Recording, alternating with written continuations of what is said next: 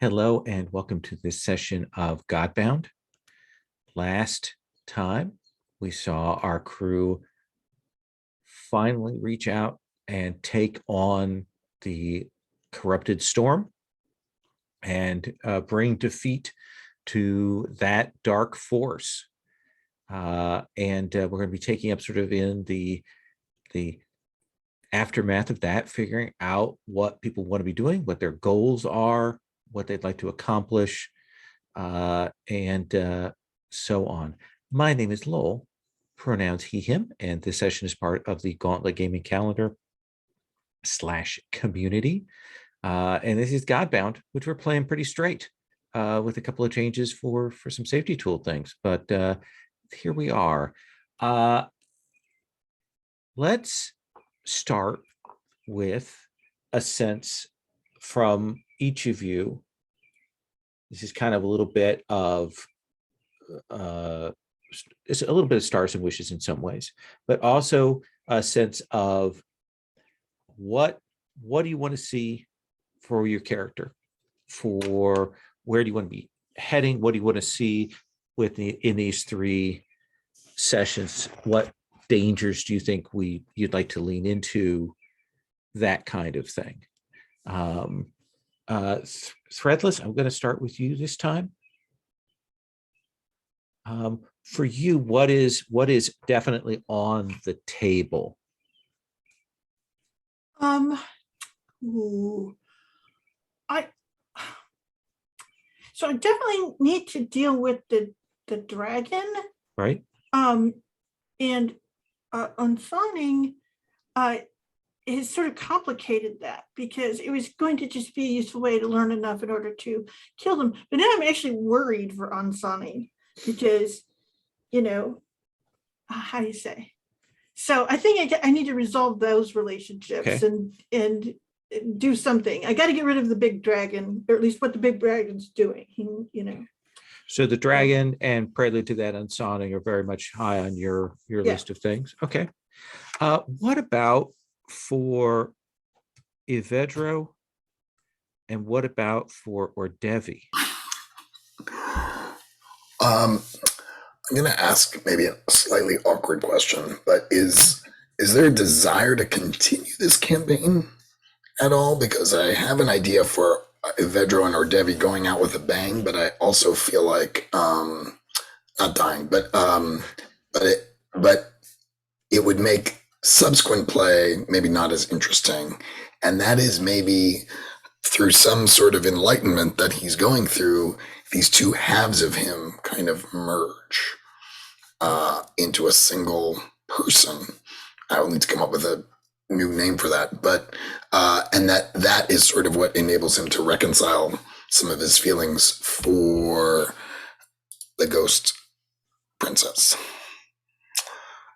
whose name I don't remember, which is not really great for romance. Tanuja. But that is the relationship, essentially between Ordevi and Tanuja, and then between the two brothers, so to speak. Okay. Tanuja brothers. Well, let's come around. Ransom. What are your thoughts? I still am very interested in us uncovering the corrupted forest stuff. I think that's very interesting. On a personal level, I'd like to see Ransom's worship spread, and have I kind of go with Dan of I'm enjoying this, so if there were more of this down the road, I would be all about it.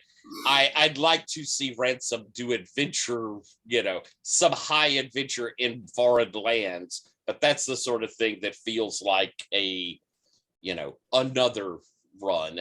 And I would like to see the romance with Leja in a highlight spot. Mm-hmm. I don't know how that goes. I want to kind of play to see, but she has been a very grounding force for him that I think if she wasn't there, he would be spiraling much more into this gaudy gaudiness. And I don't know if that's good or bad. Certainly saw some of the pressure points of that last time. So I think that's really interesting. Tassos, how do you feel? Let's see. I was looking over the map. I also think the dragon sounds interesting.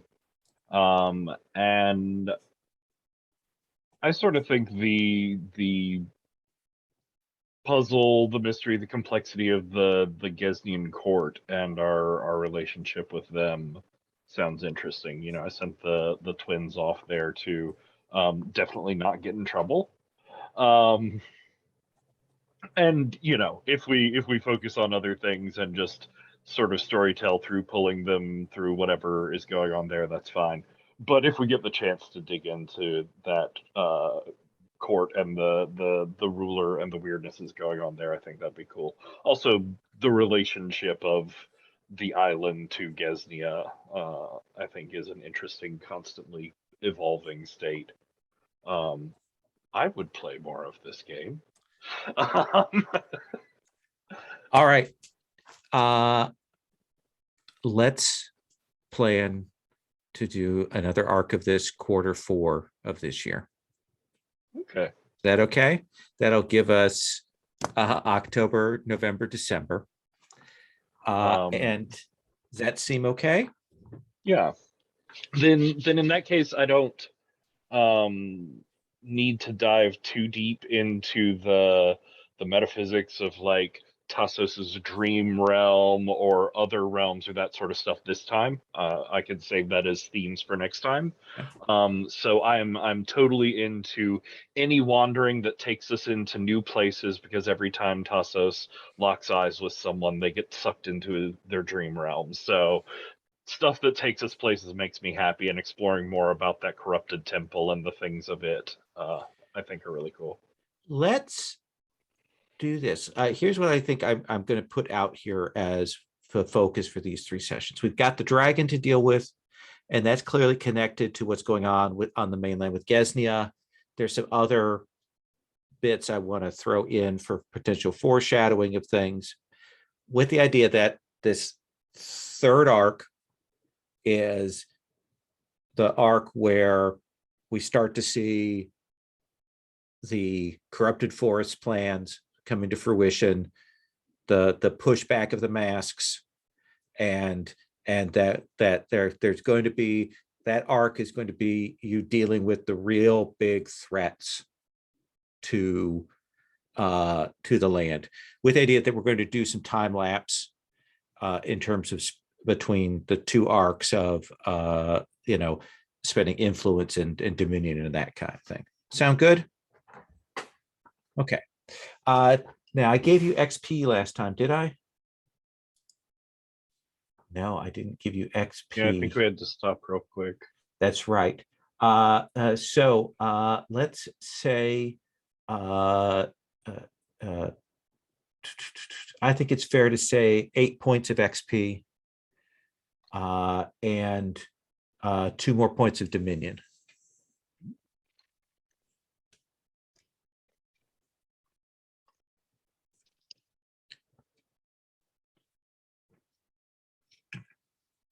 So I don't think that's going to level anybody up, but it does give you some things to play with here.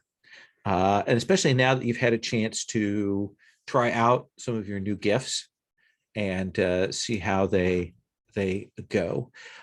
That's another thing I'll mention. Between arcs, you'll have the opportunity, if you wish to change your picks on words between the arcs, you'll have the opportunity to do that. Because I think that feels like a full rest kind of a situation.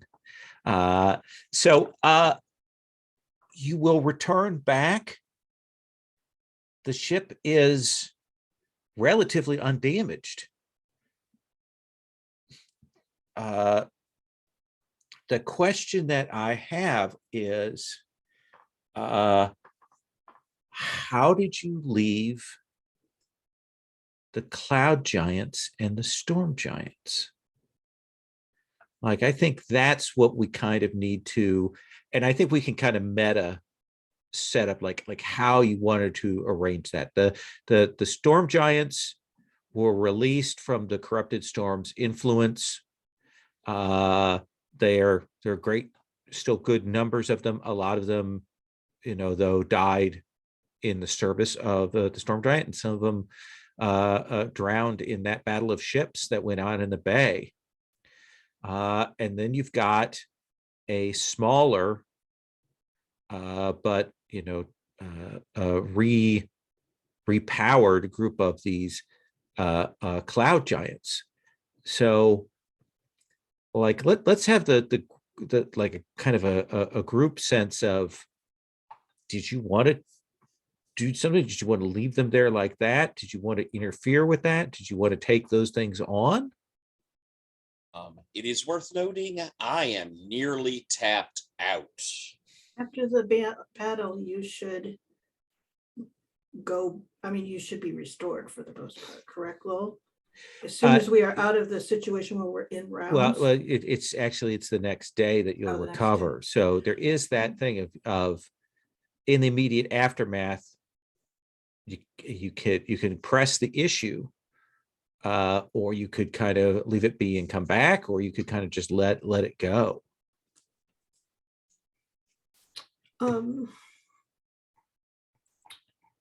I know I spent resources to make sure I had control of that thing working. Yes. Mhm.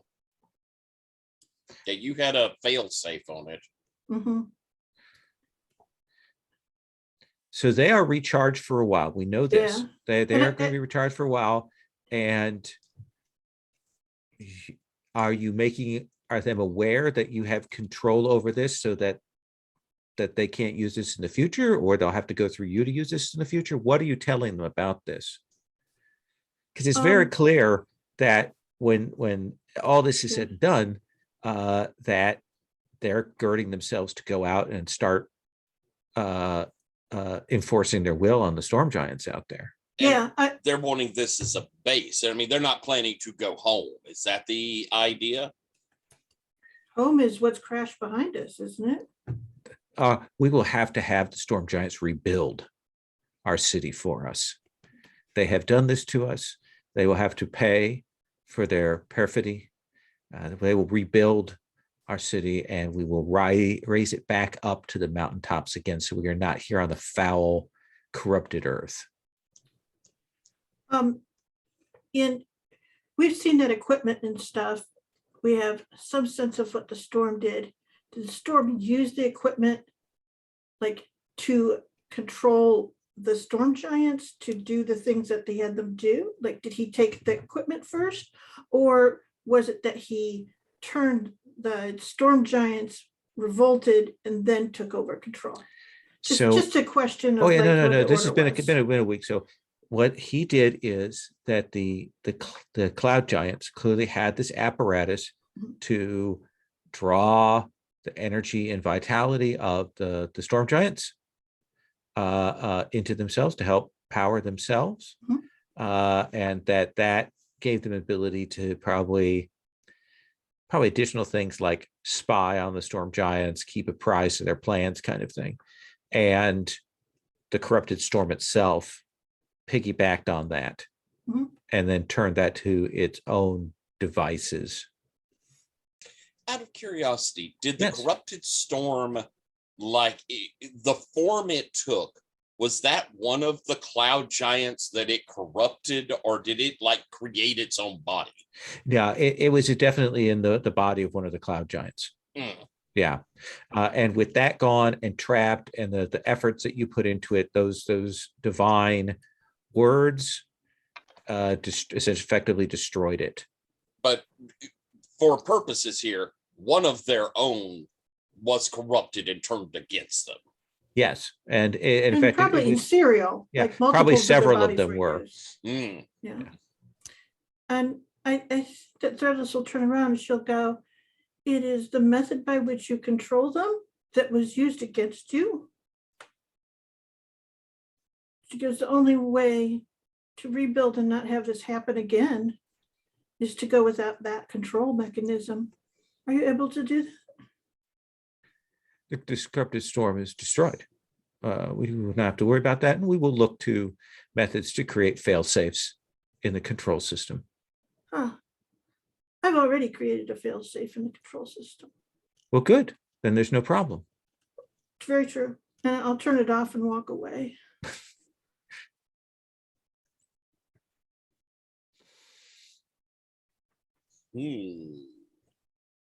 So you will shut them out of that for For the time being, I'll let them Okay. think about it before they go. I mean, if they want to go out and wrestle the storm giants without any power to go back to, that's the way they die. But stupid. Does that seem a good place to leave them on, that they're going to have to rethink their methods, or Yeah. And let's probably get, like, that's, well, I know that's what I'm what thinking. what That's Threadless my- is thinking. yes, exactly. Let me come to Avedro or Devi. What are your thoughts on that? I think it's because we were fighting them more or less during the day, and Yeah. so I think it's nighttime or night-ish now. Though with daylight savings, who knows? And Who I feel like knows? Oh no, or Devi has a smirk. it's getting weird. So it's Are you Avedro, and then it's like, and then turn to our Devi, and then you yeah, flip it kind of back? bounces. It's very it's the worst time of year for them. And they so Ordevi is, I think, focusing on the storm giants. His interest is in sort of how they're organized and how maybe they could. I think he wants to foment a little bit of a rebellion. Okay. And so he's interviewing them and sort of just using his curiosity to ask very pointed questions. So the you've cut the cloud giants off from backup power. They're going to have to think, if they go to do this, they're putting some stuff at risk. And then Ordevi is talking jorts to the storm giants down there, and saying, hey, how about this, and kind of getting them fomented. What about you, Tassos?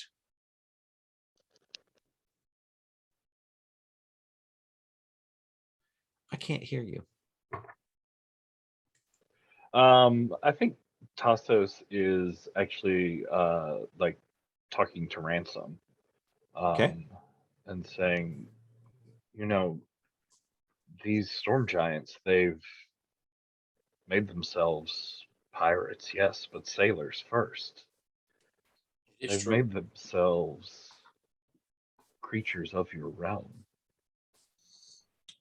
They're yours to claim if you wanted to, and claiming them would certainly break the chains of the cycle they're in. Yes, I'm not entirely sure that once they've seen freedom and gone to the seas, it is right to see them back in chains.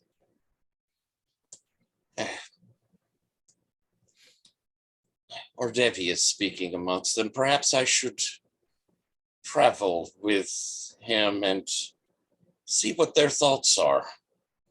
This newfound freedom, that is a seed that perhaps would be good to see bear fruit. I think if you end up talking to them and getting the sense, they are creatures of the land and the mountains and such, and like the idea, like they did not want to be out at sea. It is the whole experience is just unsettling and terrifying for them. And the like you say, do you want to return to the sea? Kind of ask, and then there maybe one or two seem attracted to that, but the others are like, we need to return to the mountains. You say return to the mountains. You mean your homeland? They gesture to inland, to that this is our lands. So they are from this area. Yes, there were other peoples here, but the Corrupted Storm had us dispatch them.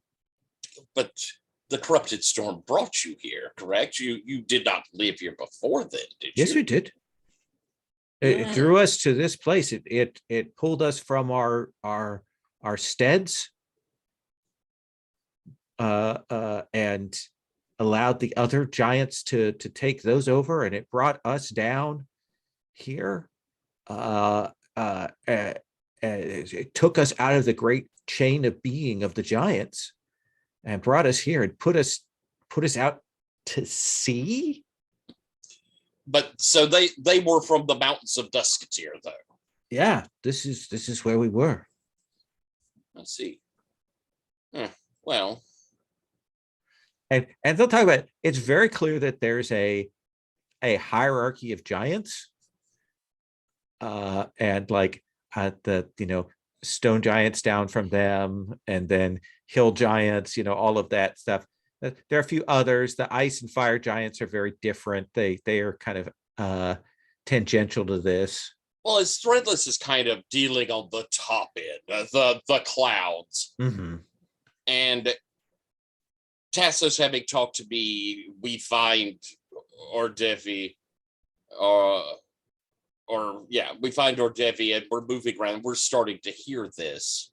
I'll look to the other two, and Tassos, they do not seem to wish to be a part of the sea, and that is foolishness on their part, but I still don't know if they deserve to go back into chains. Strange. We will not go back into chains. Master Ordevi has told us that we can break our own chains. He has told us that the cloud giants are weak. Well, I didn't say that in so many words. I really wondered what would happen if they happened to be weak. The city is cracked open. Their numbers are diminished. Is there a need to harm the cloud giants, or shall we perhaps negotiate with them? No cloud giant has ever negotiated in good faith with a storm giant. Well, no cloud giant has faced my friend Threadless before either. So, Tassos, do you? I haven't heard any of them say that they didn't want to be on the sea. I heard them say that they were afraid to leave their homes, that they were afraid to try new places and new things, and fear is a negotiable concept. They seem to not like the sea, Tassos. But some of them do seem more fond of it than others. I would welcome any of them and help them however I can. For the others, they should overthrow those that would enslave them. Tassos gets sort of a sad and sort of like a consoling look on their face as they reach out and pat Ransom on the shoulder. It's okay. You'll find more of yours out there. I'm sorry you couldn't take these.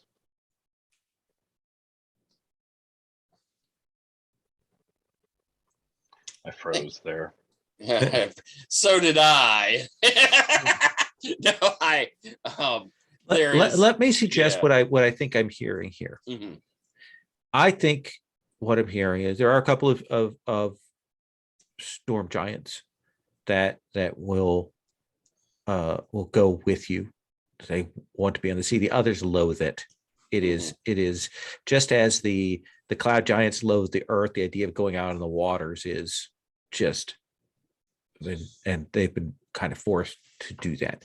Mm-hmm. But I think if you're willing to invest a couple of points of influence, you can maneuver things and force a negotiation, force the cloud giants to come to the table force essentially some agreements and some accords that have to be honored, and allow the storm giants to return back to their homes. And if the cloud giants want to rebuild, they will have to negotiate with the storm giants for that.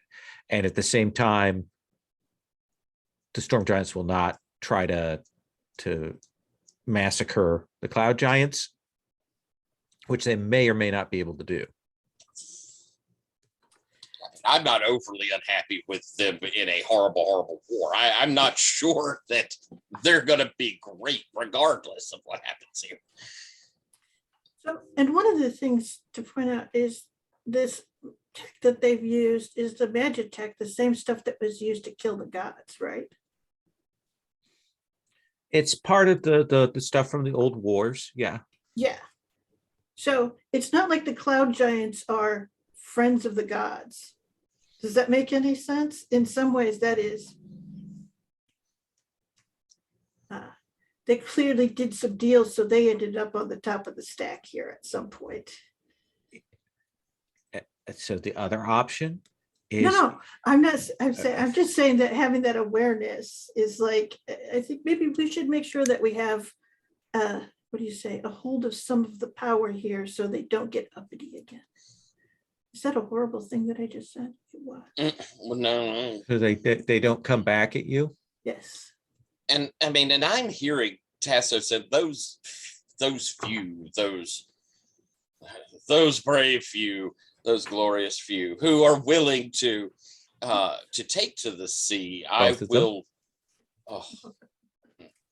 But I will give, I kind of see a moment where Devi and I, between the two of us, especially with both our new words, can kind of help these folks, this set of giants, along in organizing themselves and being able to be a counterbalance to the clouds. Absolutely. That's what I'm saying. Just a couple of influence invested using your words.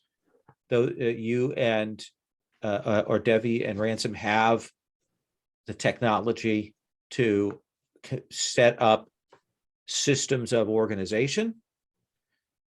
Threadless has a means of control. Tassos has another means of control in the background, because Tassos knows what the cloud giants fear. That was the first thing that he gathered. So I think if a couple of influences are spent, you can arrange a détente that can be enforced by you, if need be, between the cloud giants and the storm giants. The two giants that wish to stay with the sea, if it is only two, then I will help. How big are they? They're like 20 foot, right? I know the cloud giants are 20 foot. The storm giants are more like 16. That's big on a ship, but not like tip a ship over big. No, they're we're going to sleep on the deck big is what it is. Yeah. And I'll ask them if they'd like to come home with us. We cannot stay here as we are now. There are storms at sea that are more terrifying than anything you have seen on land. You will find a home on the waters, and I am happy to bring you to that home. Perhaps we will even speak with our brethren, the giants of the deeps. Yes, you should. Or Devi, do you want to try and get a giant back for the faculty? I mean, I think that would be sort of a important perspective for us to have at our university. Threadless seems to think that really a storm giant just doesn't have the intellectual chops, shall I say, to serve on the faculty. They certainly have more practical skills, but they're not a people that has had a strong aesthetic or intellectual tradition. Now, though a good part of that is that the cloud giants have stomped down on anything like that. Right. Yeah, they're not inherently stupid or anything. No, it's just Yeah. that They've the been held cloud back. giants have deliberately destroyed any possible technological or intellectual advancement. But bringing a cloud giant along with the storm giants, it's like one of those puzzles of bringing different animals on the boat. It kind of A is. wolf and a goat on a rowboat. They also seem like assholes. I mean, But that's just part for the Which course is, of things. yeah, I but- assume why Ordefy wanted them for staff. That one knows where they belong. Yeah. yeah, I think the word asshole appears on our crest. In Latin. I will hold off, I think, then, in that endeavor. I will let them know that if ever they need anything, that they have full scholarship to the university. So, not including room and board. And who are you offering that to? The Storm Giants. Okay.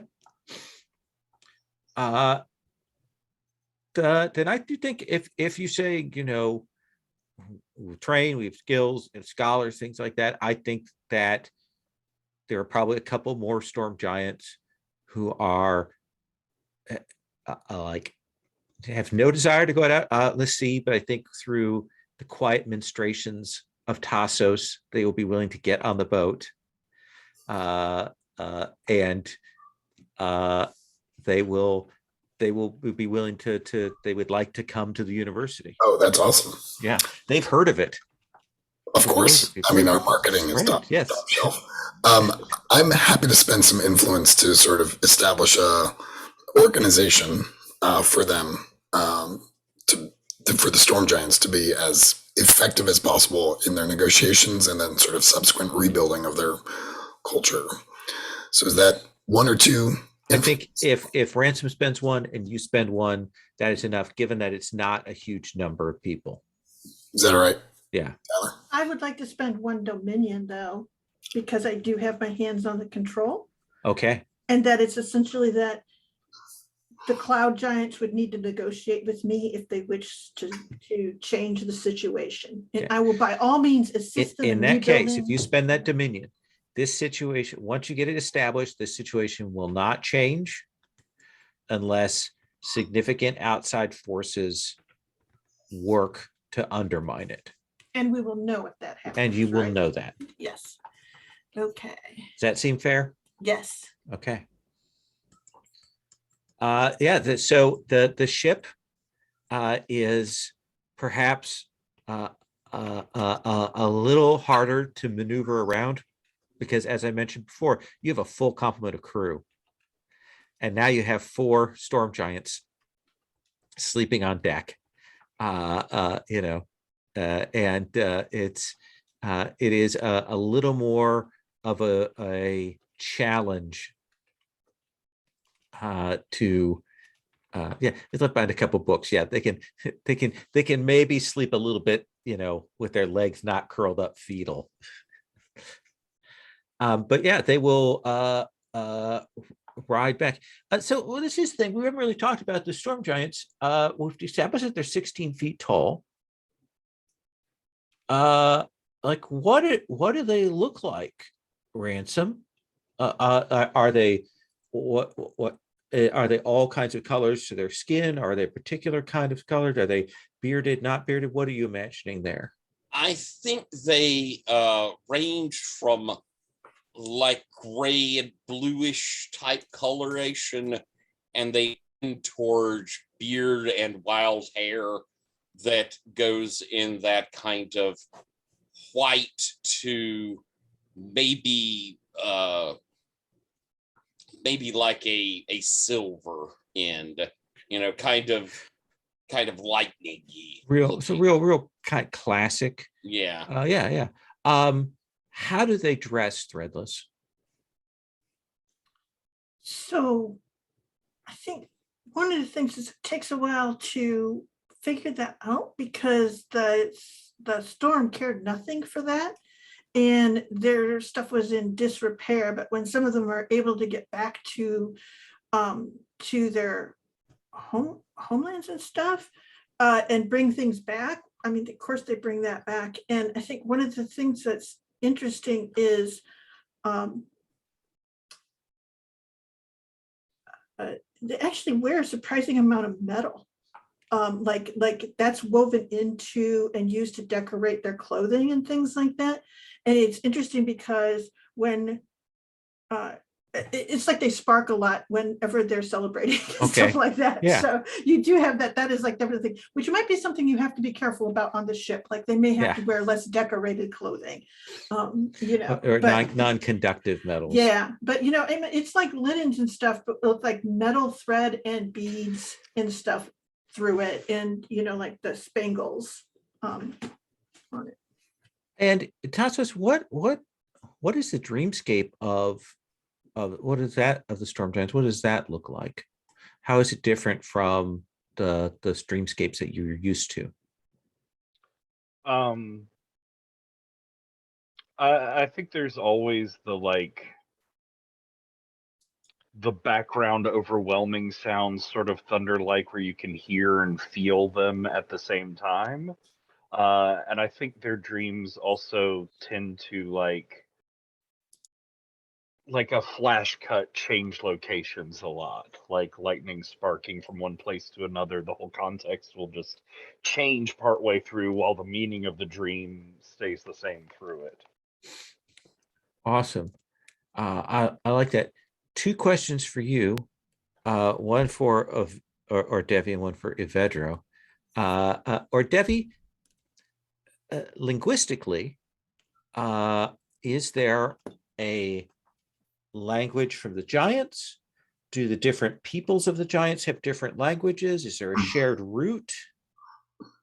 Yeah, I think this is one of the things that was one of the challenges for the cloud giants, that even though there are cloud giants and storm giants, they're actually from sort of different heritages and ethnicities, especially, and I think that's what draws the storm giants to the mountains, that they are perhaps more closely related to, let's call it kind of earthbound weather events and climate and things like that. And so their language is more linguistically closer to, say, the stone and hill giants.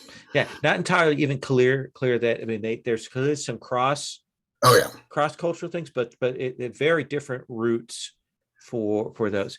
And then for Ivedro, when these 2 storm giants that are going to come with you to the university, like what do you think they're picturing? Like, what do they imagine education is? Training like this? I think a lot of their training is sort of informal and in an oral tradition.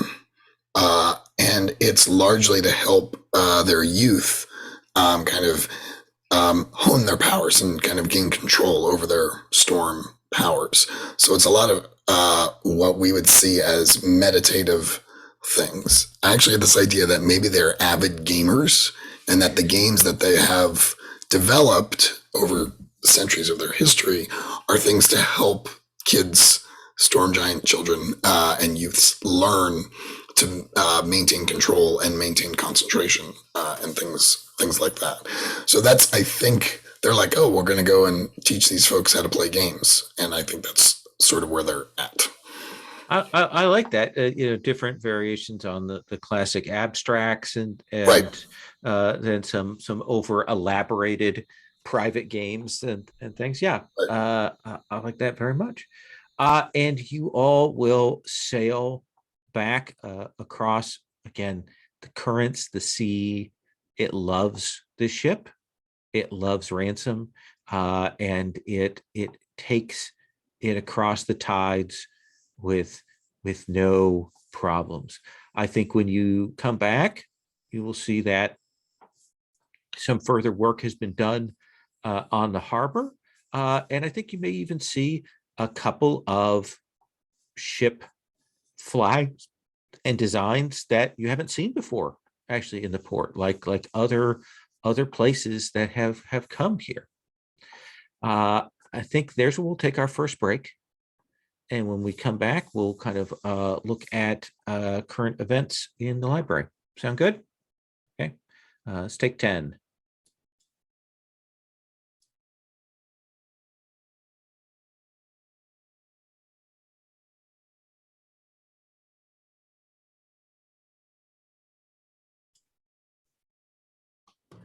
So you will return back to the city, back to your island of Bashala, and people will want to hear the stories of what happened. They will want to know exactly what occurred. They will see storm giants accompanying you, and not in chains or anything like that. And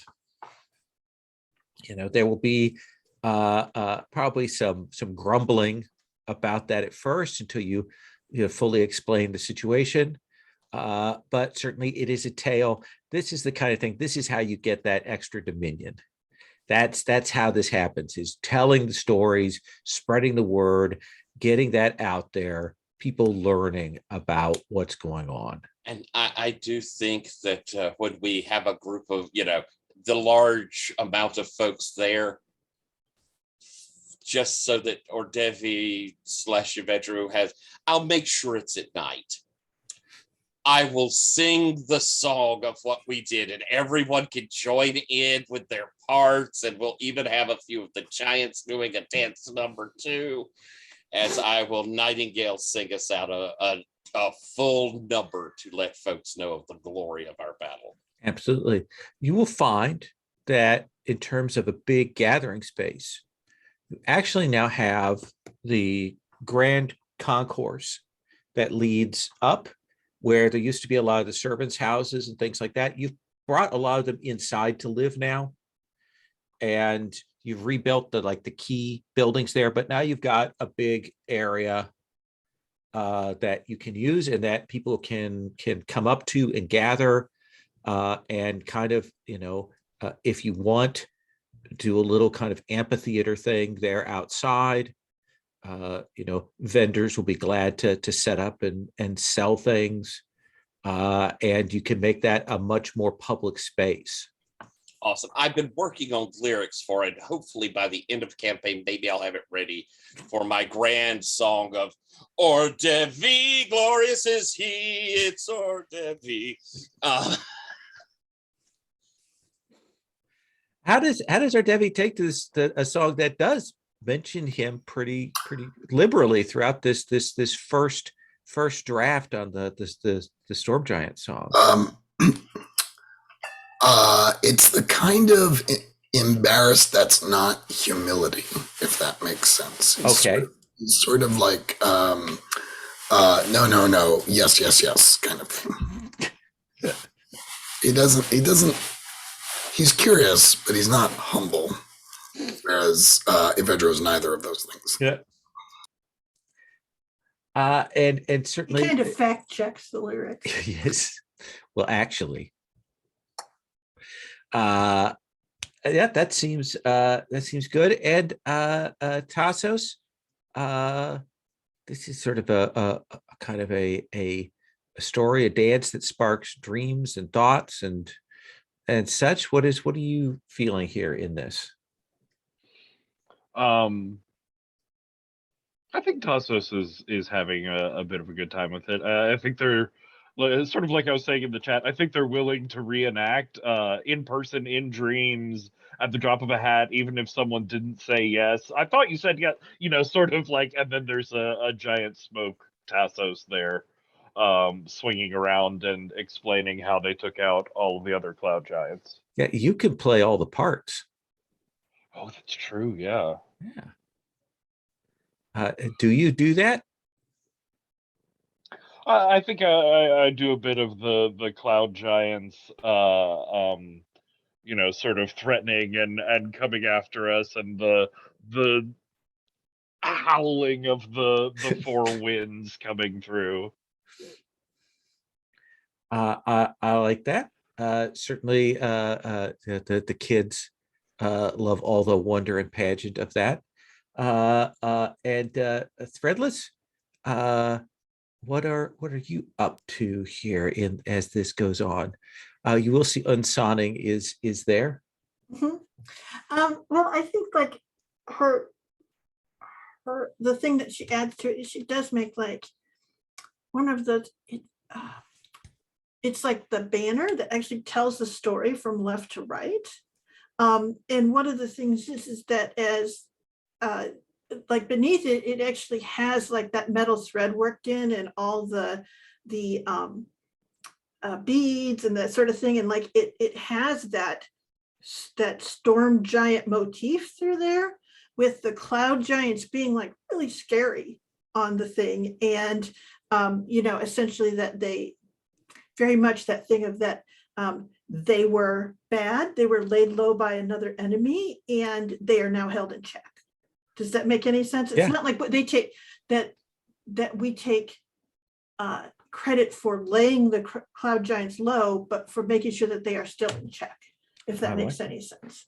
And yeah, and Unsonning is there, and so I make him help me put it up. So Since I've been working on things since you've been gone, what have you been doing? I have been put to work when I am not reading by that ghost woman. Tanuja? Yes, She's very bossy. she is. Shit.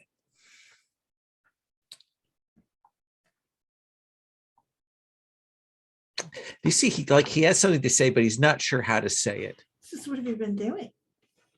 But constructing and putting things together in the Let me see. it is not much. I do not think that Tanuja understands how this works. I've watched you work, Mhm. and her process is different.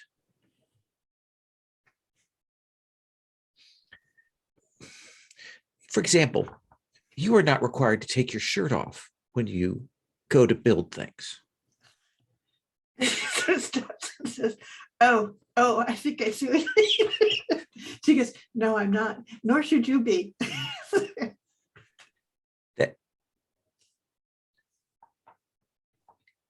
What do you mean, nor should I be? And then she sort of stops and says, it might be that she likes the idea that she can treat you as if you are a lower station than you are. Oh, is that why she touches me? Well, that and you're beautiful. That's just pure covetousness, though. Oh, fair enough. Just it.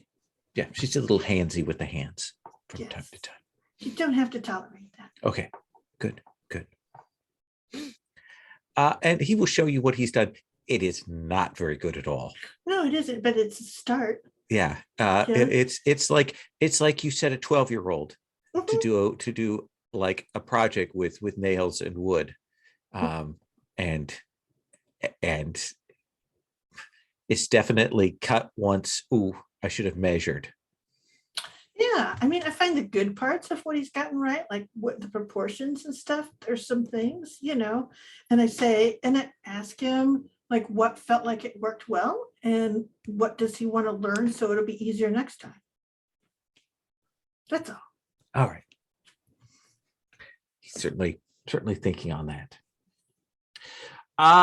So let's come forward and let's have each of you call a scene with an NPC, with another PC, something you're doing sort of in the days after you're back here.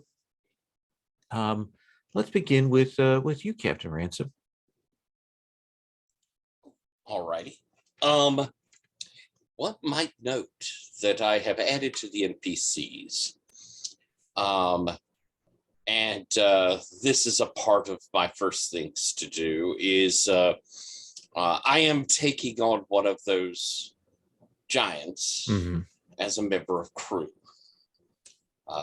I'm not sure what his name is, but our crew tends to call him Mr. Sparks, Okay.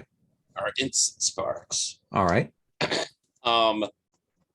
And I'm wanting to talk with him, you know, just I don't know if this is the seed to microscope in, but, you know, try, you know, give him the idea if he is a part of this crew.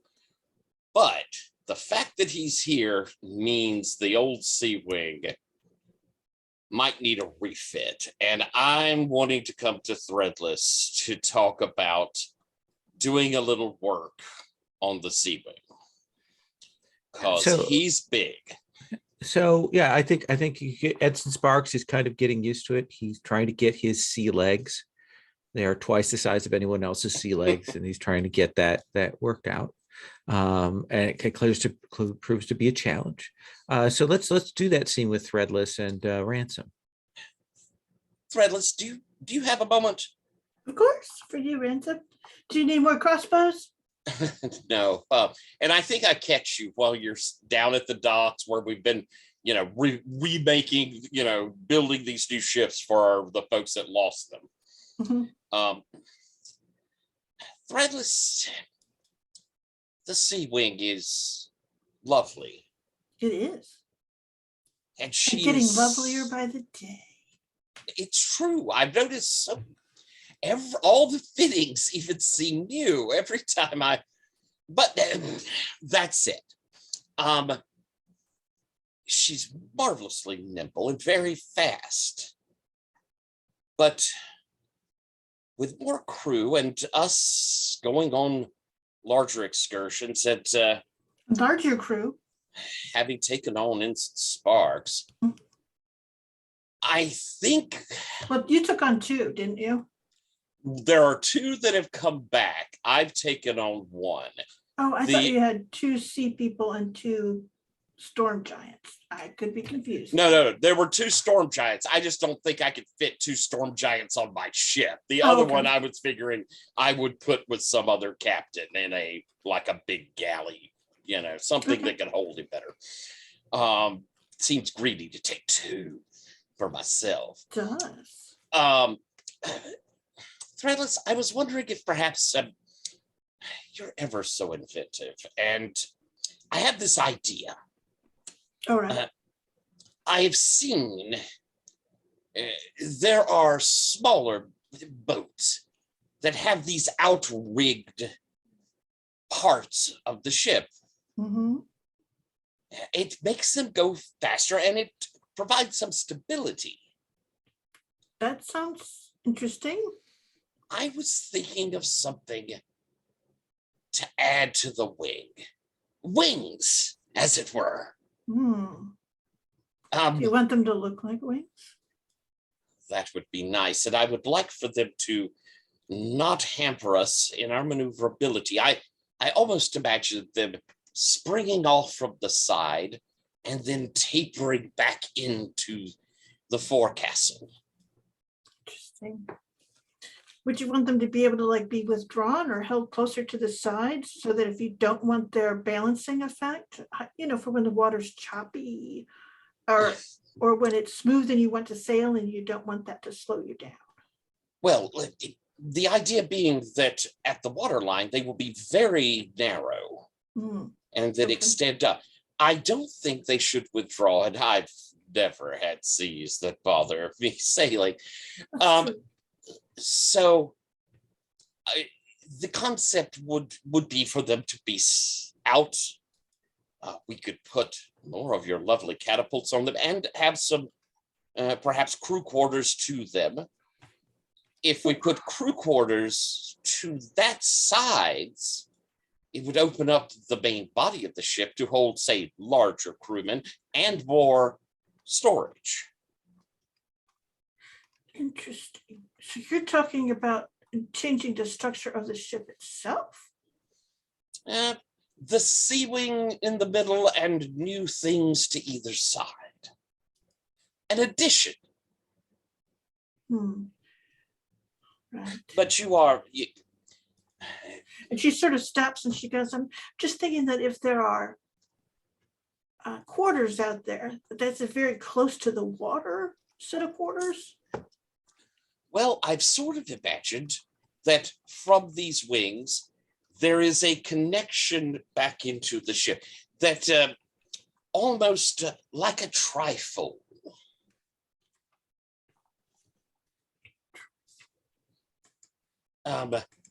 Where we would have interconnection from either side, but the water would flow still between the two. Okay. You can see she's sort of like trying to picture. And when it has great speed, I could see that it would cut through the water most magnificently. Okay.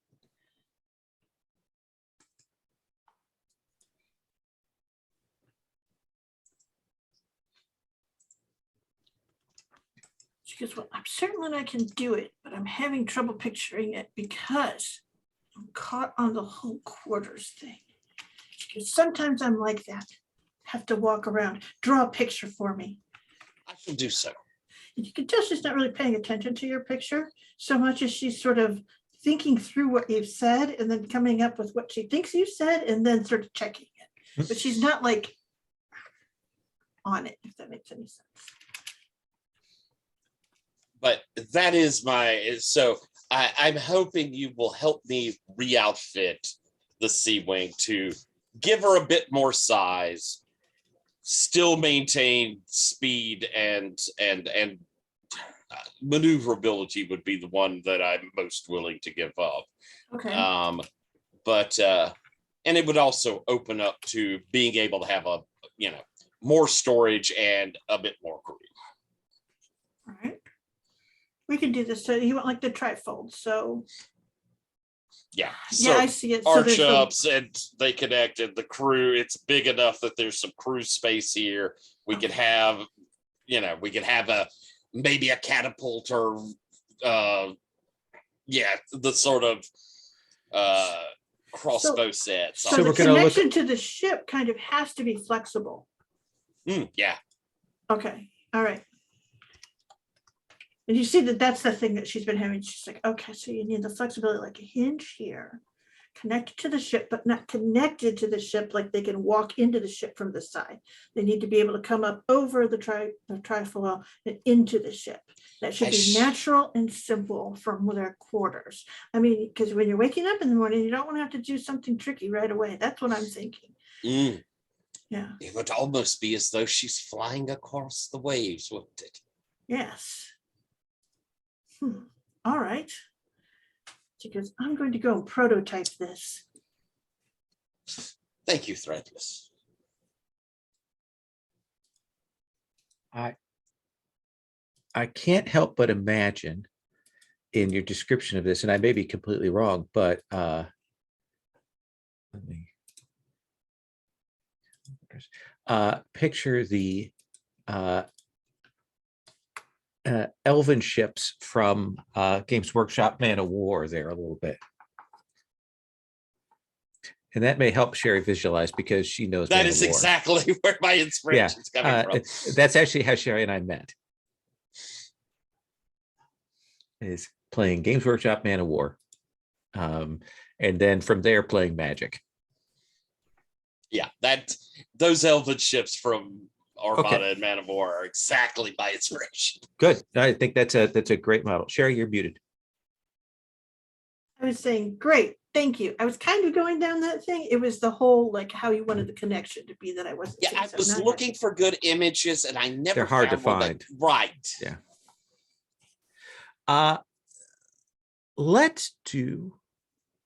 We've had some more Devi. Let's do an Evedro scene. Dan, what do you want to do with Evedro?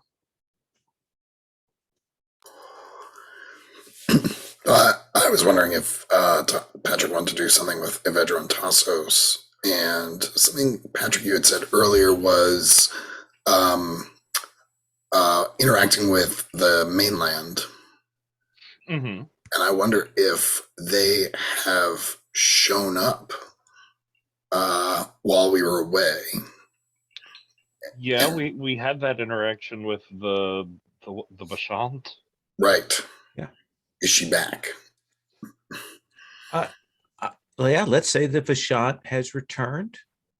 There was some talk of some future commerce and exchange of monies and things like that. And it's clear that they are maybe kind of making an inspection of the city, just kind of see what's going on.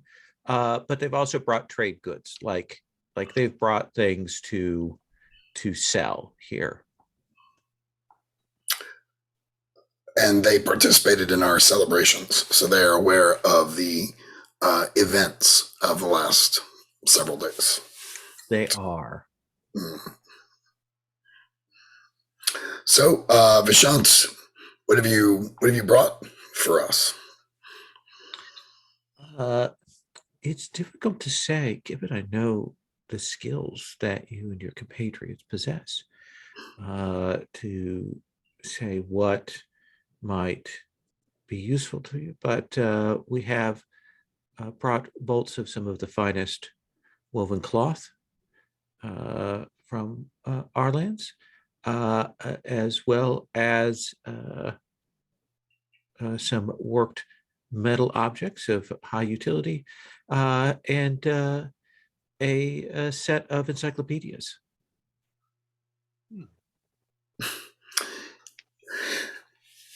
Interesting. Let's start with the encyclopedias. I'm just curious. Like, yes, is absolutely. this a common set that you just happen to have lying around, or? This is a set that was commissioned about 70 years ago by the then emperor of our previous united countries of Gesnia and what is now called Arwen Shah, detailing what was known of history of both regions, including as much as possible details of occurrences during the war in the heavens. It is one of only 3 extant full copies of the encyclopedia. Now we get to the matter of things. So it is very rare, in fact. It is rare, but the knowledge it contains is more important than its rarity. Well, we do have several sources in the library detailing the war that you describe, but I imagine this will be a unique and interesting perspective on this. How did you? It is what we might consider an internal view on things rather than an external view. The emic versus the edict. Fantastic. Well, this is very exciting. I think the new Storm Giant professor is also hanging out with us and just sort of standing behind me. Just happens to be there. Yeah. Well, I believe this is a good start to our trade relationship. Is there anything in particular that you desire from from us? Well, we'd like to, if you have precious metals or spices coming in, we certainly would trade for the common of those luxury goods. I'm not aware of anything coming in, Tassos. Are you aware of anything coming in? Well, there are pirates and many smuggled goods that come through the port. She goes, Oh, I'm sorry. There are pirates and many and sundry smuggled goods that you mistake me in this. It would be preferable for me if you were to not use that terminology. It would make it easier for me to have some deniability in what we do, and I would appreciate that. There are many independent traders, which is a euphemism that I use because you're afraid of real words. They come through from all corners of the world, bringing many and sundry different types of things. Well, certainly, yes, and that's why we have brought trade goods. Certainly, that's what we would like to trade for. If perhaps in your infinite wisdom, Master Evedra, you could work out a three-stage trade. Perhaps you trade something to one of these tradesmen, and in turn, we make a deal for the materials that we have brought. That seems reasonable. Was there anything else in particular that brought you to the island? We weren't expecting trade to happen so fast. We just inked this deal, so to speak, and we've been busy. It has been a few weeks, and of course, primarily we wanted to see how your island had dealt with the terrible typhoon that swept across. That it hit inlands as well. For us, there was quite a bit of damage on the ports. And how are your repairs faring? They are progressing. Is there anything we might do to help?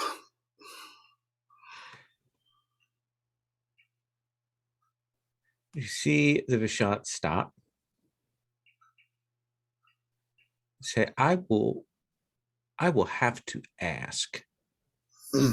I am uncertain about the details beyond knowing that the repairs are in progress, but I will consult on this and get back to you on that. I believe there are some of the trading that we might do are not only for goods, but services as well. And if you have an interest in our spreading our influence, I mean, helping you out with some of your I think your influence has already been spread quite widely. Sure, that's a distinct possibility. Then I can speak to my colleagues, and we would be happy to come and help in exchange for, say, a rare encyclopedia or these something else, other things that you might happen to have that are less interesting to me. Absolutely. Master Tassos. Yes. Is there anything material that you desire that we can be on the lookout for? Material, not that I can think of, but I'm not surprised. Would you answer a question? Well, you can put the question to me, and then we will see whether I can answer it or will answer it for you. Very well, but I'd prefer nothing over lies. Fair enough. What are we to you? Not necessarily you in particular, but the you that you represent. A group of us. Rebels that have taken over a territory and need to be managed, or wizards with too much power, strange creatures from another realm or out of nightmares? What are we to? I'd say it's closest to 2 and 3.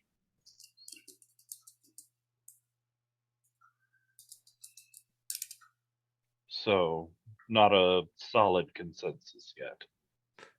Well, of the options that you put before me there, those were the 2 that seemed closest to the sense of things there. If you have a more specific take on it. Not that I think I'm willing to share with you.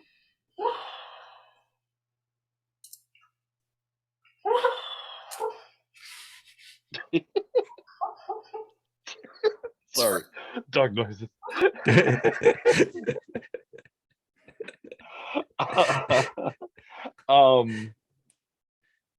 One of your cats seems to have a hairball of some sort there.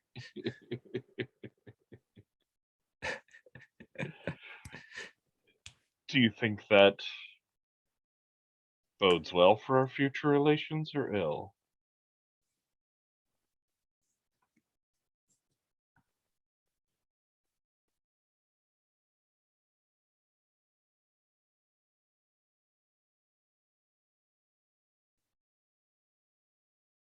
Was there anything else?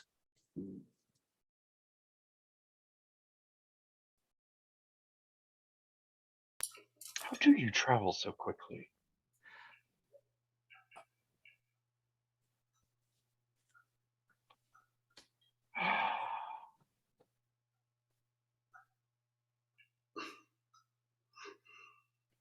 I'm sorry, I cannot be of more help to you. Just keep us posted on whether you need any more services, any help rebuilding. As you can see, we've done really Admirably, yes, absolutely. quite a good job. I will keep that in mind. Perhaps I might leave one of the volumes, the encyclopedia, with you, so you can ascertain its authenticity. I mean, or all the volumes. I mean, really, is you might as well. You don't want to bring those back, and I'm sure we can arrange down at the market for some spice and such, whatever else you asked for. To be loaded. Alas, I only brought one volume with me to this meeting, so here you are. It was going so well. We will take a look at this and add it to our library. Thank you. Once the trade has been completed. Sure. Yes. Oh, you want this back? Unless we are able to work out an amicable trade, then I can supply you with the rest of the volumes. We will take a look. Fair enough. Threadless. Yes. Let's come to you. All right. So I'm intrigued by this thing that Ransom has put to me,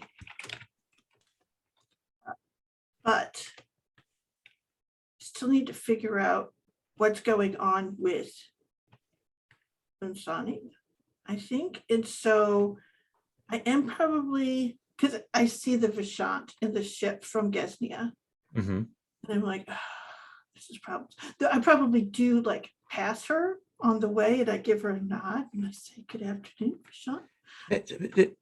Threadless, is it? Yes, yes. You will forgive me. It was an overlooking that I did when we met previously. I have the title for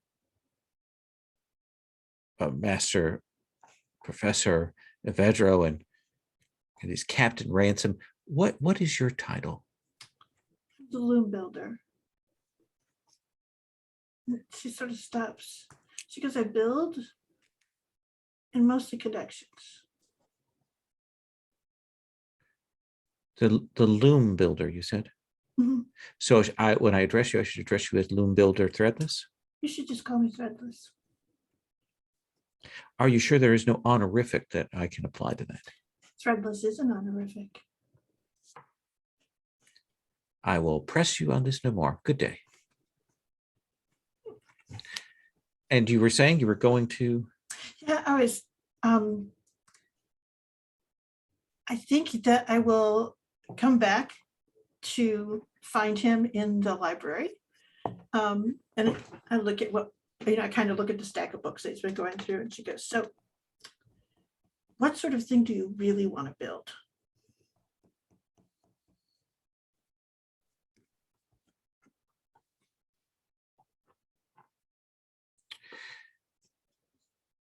There is a problem with me.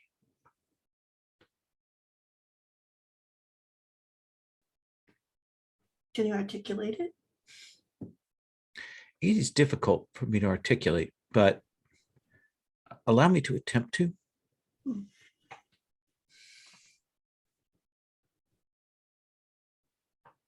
When I was working in the Great Hall on the dais and such for Tunisia. I was given instructions and I followed them as best I could.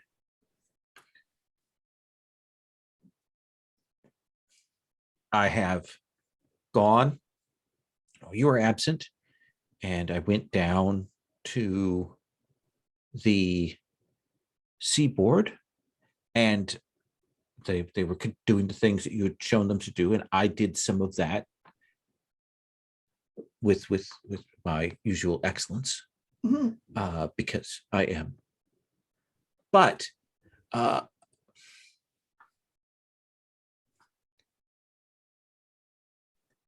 how is it that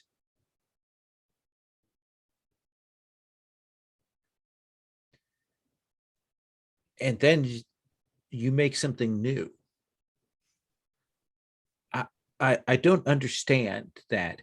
Did you learn all of these forms and you're working from those?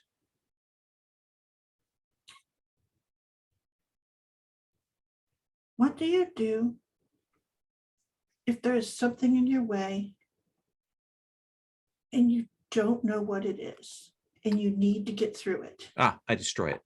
Exactly. And you know a lot about destroying things.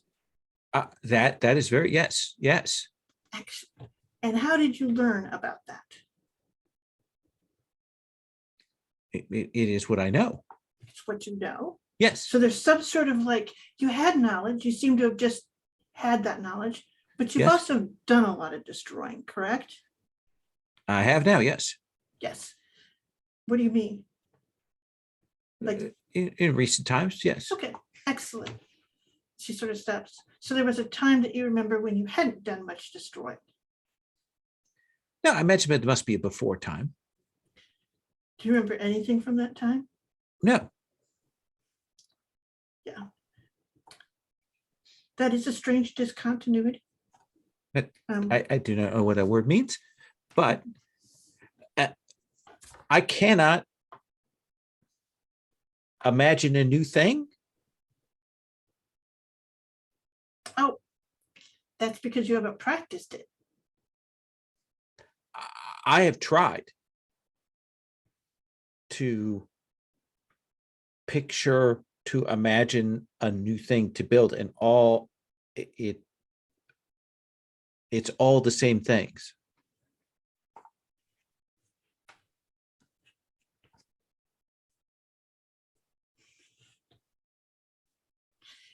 She goes, why don't you walk with me? I can do that. Yes, I know. I think a lot better when I'm walking. And I think she'll reach over to his glove Mhm. that's on his hand. And she goes, here, and she'll sort of pull it off and she'll go, you're very good at destroying. Yes. Can you take this apart, but leave the pieces intact?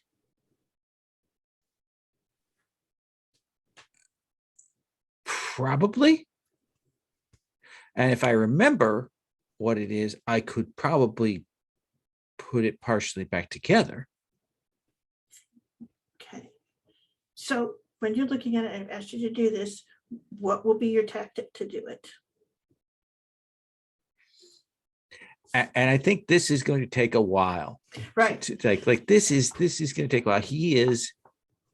He clearly has been bereft of the ability to visualize new things or things in strikingly different orders.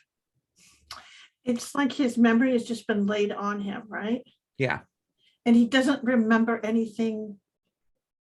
Like there's a discontinuity and there's no memory of having learned any of it. And no sense that he has any absence. And I think she sort of stops and she goes, and I need to ask you a question. Of the dragons that are left, are like that 6 of them? Mm-hmm. Is that all the dragons, or are there minor dragons somewhere else?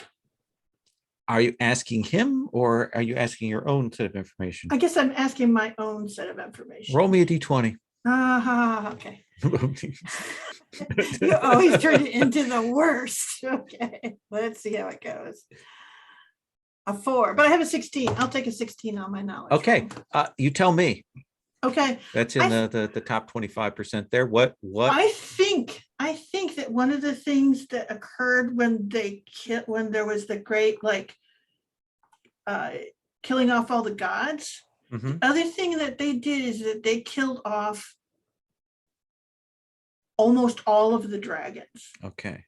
And they took out all of the draconic races and all of that stuff. And they left it so there are 6 male dragons, and that's all there is. Okay. Well, 6 known male dragons. Parentheses known. Okay. I'll add that to my notes. All right, I'm going to cut from you. Tassos. What scene do you want to call? I actually sort of want to continue that conversation with Avedro. Sure. Maybe later on in the day, at the second or third place that we've tried to shelve the book and found insufficient.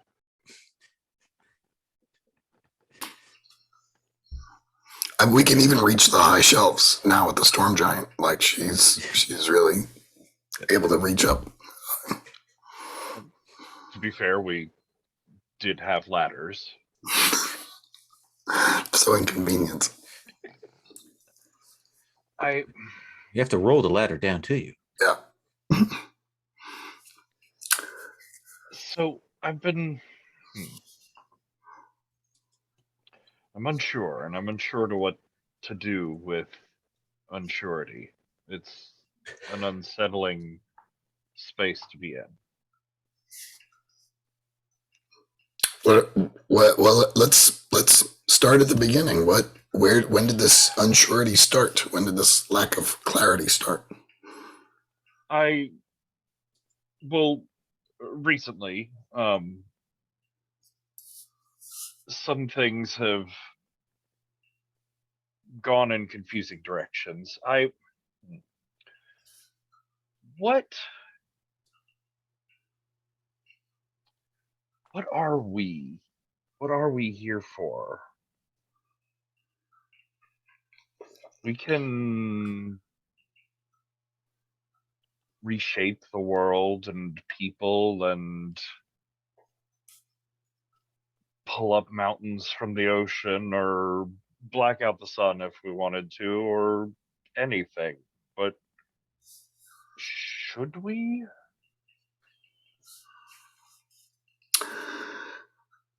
I can. What made you decide to to ask these questions? Is there something in particular that happened? No, it wasn't anyone that happened. I was simply considering the future. It could be very different from the present. Why shouldn't it be? Meaning, maybe we use these gifts that we've been given to create a better future? Exactly. But we weren't given gifts. We lived through a lightning strike? Does lightning choose worthy candidates?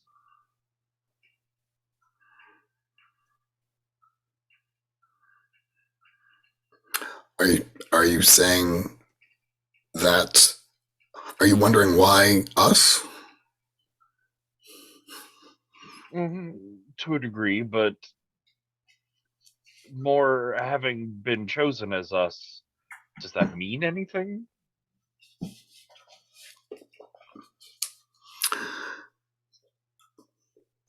I haven't thought about it much, and I haven't thought about it because I think I've been too busy really trying to understand what we're capable of. I mean, anything, obviously. Oh, I think we've experienced some limits on our our powers and what we can do. And I think we've experienced situations that are not that we can't change based strictly on the things that we can do. The world is still the world, and people are still people. I think we've encountered limits to our experience. I'd argue with the other interpretation.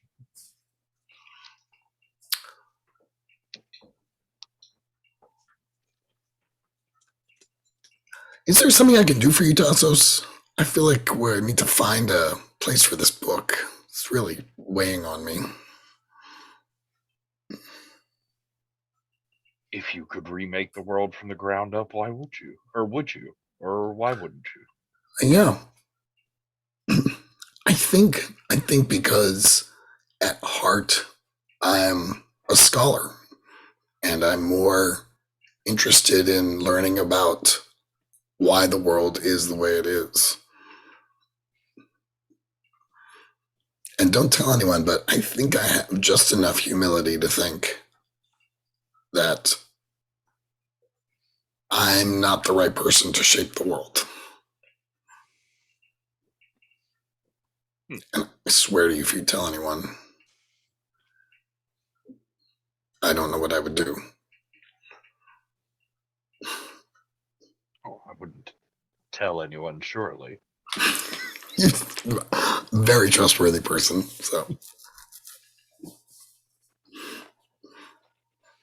Hmm. it was hard. It was hard for me to admit that to you. Dassos. Have you considered the jade shelving?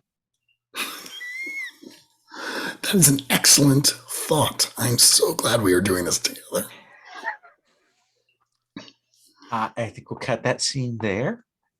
And I think that will kind of, before we go to our break, I think we see another foreign ship come in. Very different look to it. Resplendent, like very, very ornate, clearly royal, clearly or high imperial vessel, but definitely not from Gesnia or Arwenshah. So we'll take 5 and then come back.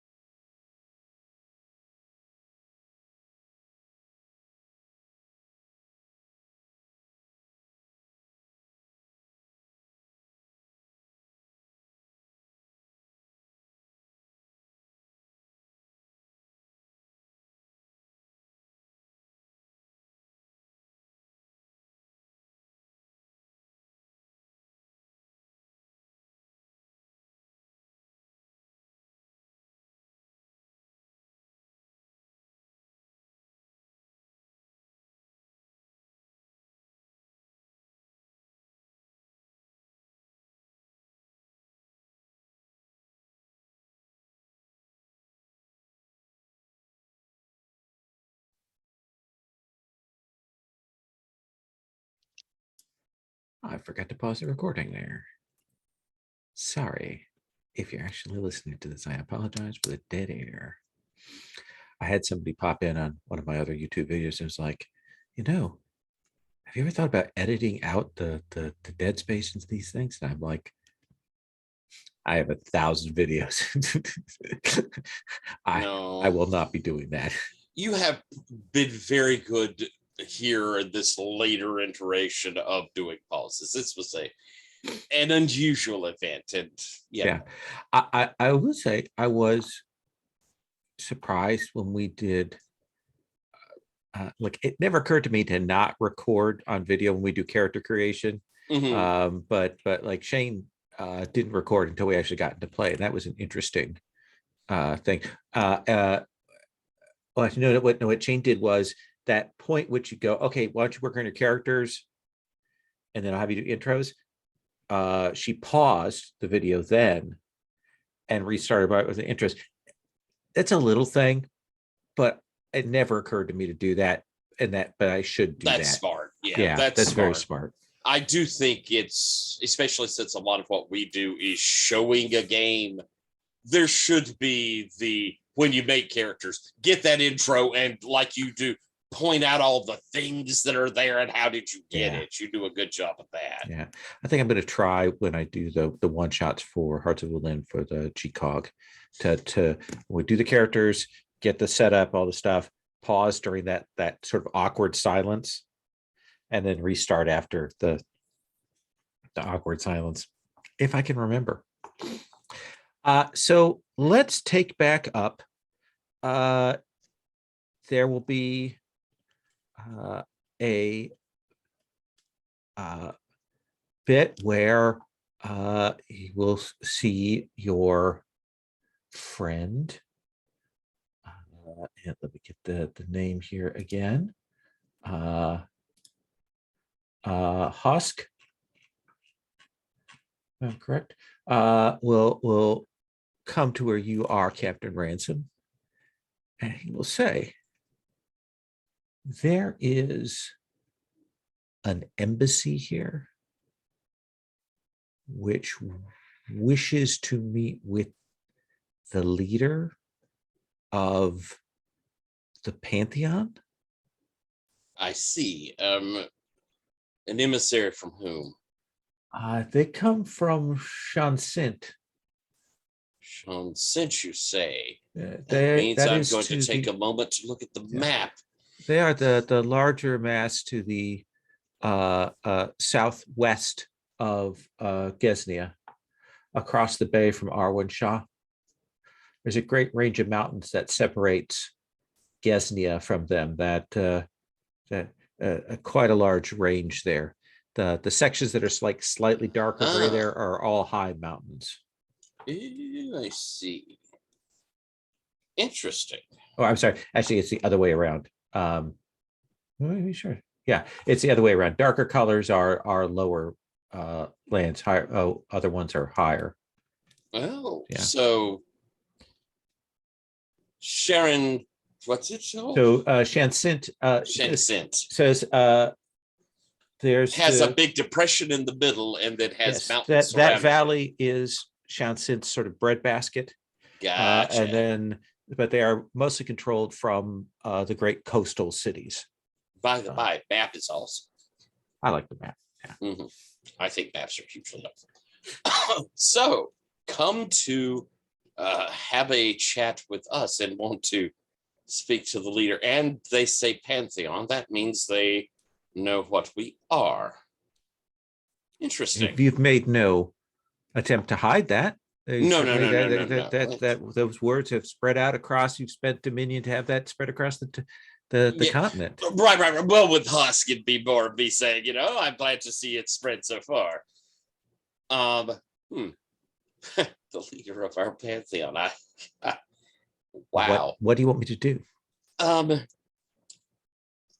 Ask them to come into the city, and the leaders will beat them. Okay. Should I have them come up to the library? Should I have them come to the great house in town? Where do you want to meet them?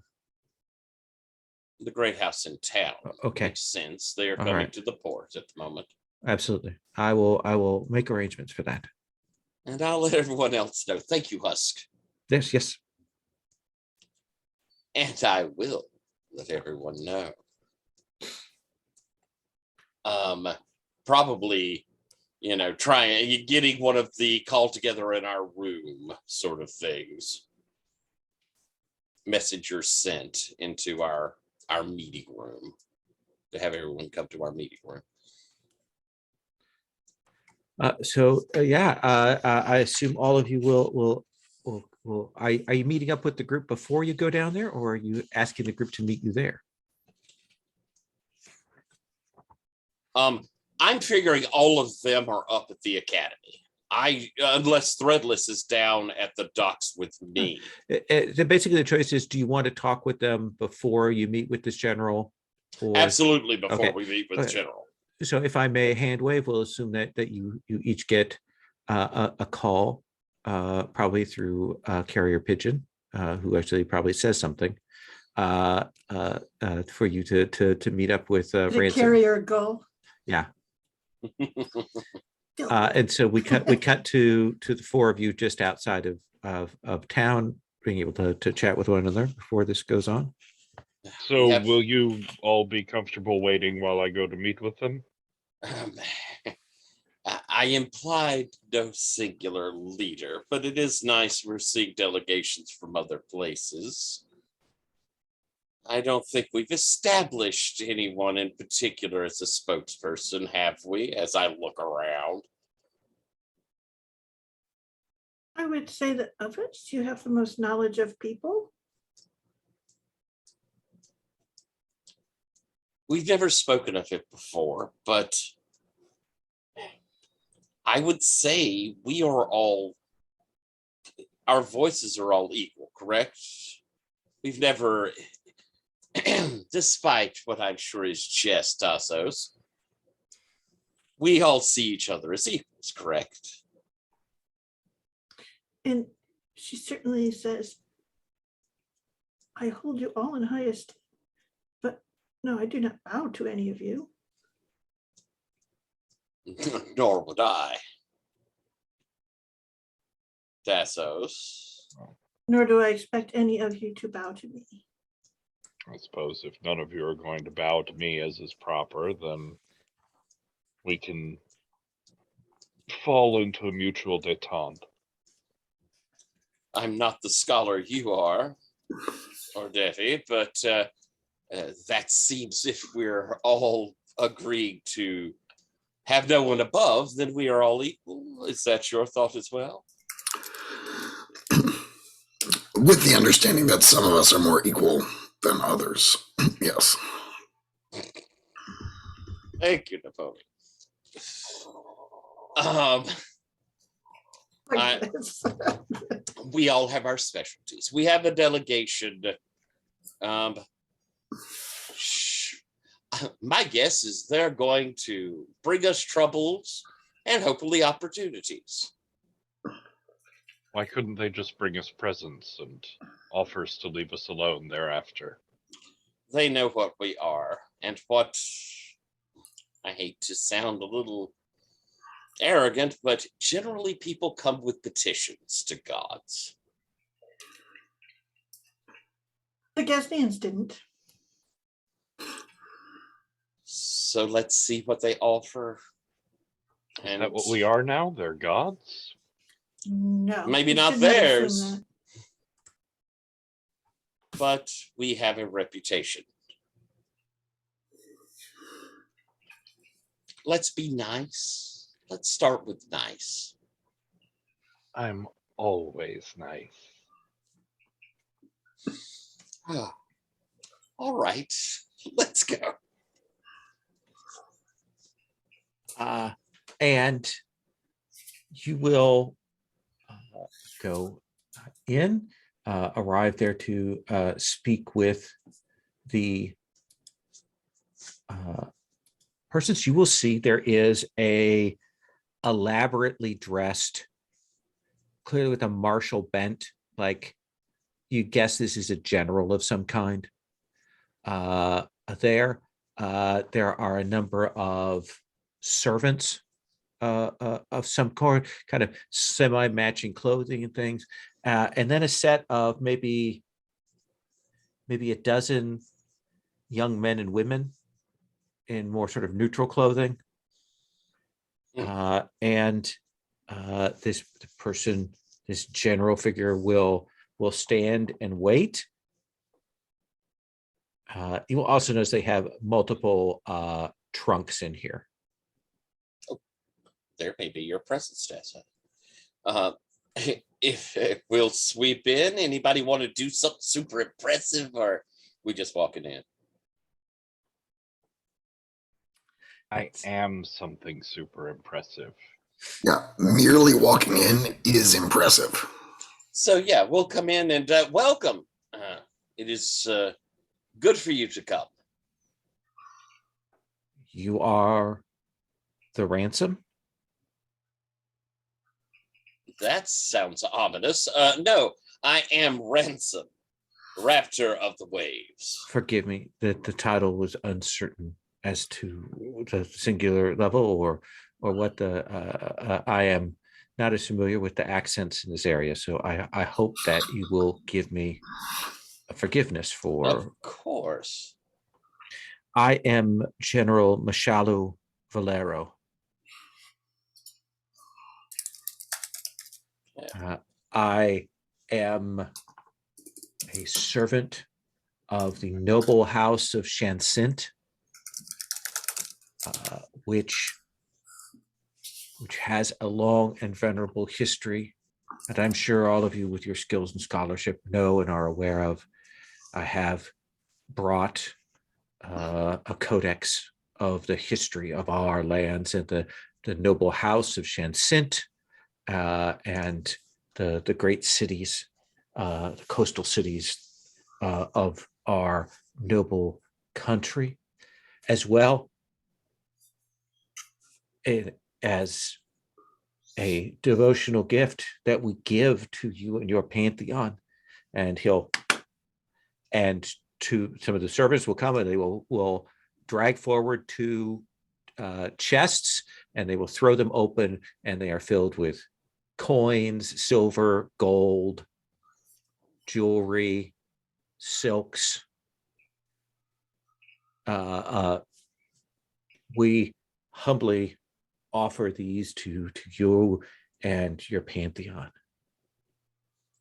This comes from the noble leadership, the noble lords of Shansint to you. That is very kind of them. And how, giving a look across my comrades, we are pleased that you have come here.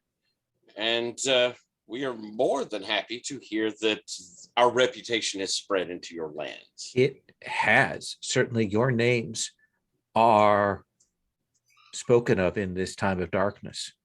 And that is a beacon to many.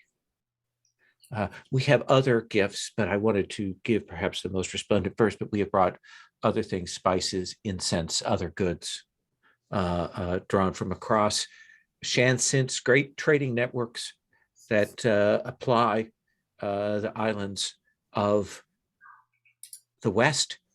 In particular, this is filled with some of the finest beans taken from the coffee plantations of Kajafir. Evedra throws open the chest. He kind of runs over, throws it open. Oh yeah, the And smell. Just inhales deeply and with such bliss, and says, "This is not to my liking, but my brother will love it."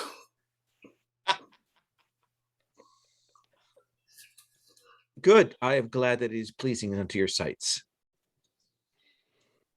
You bring such gifts. Is it the desire of your people to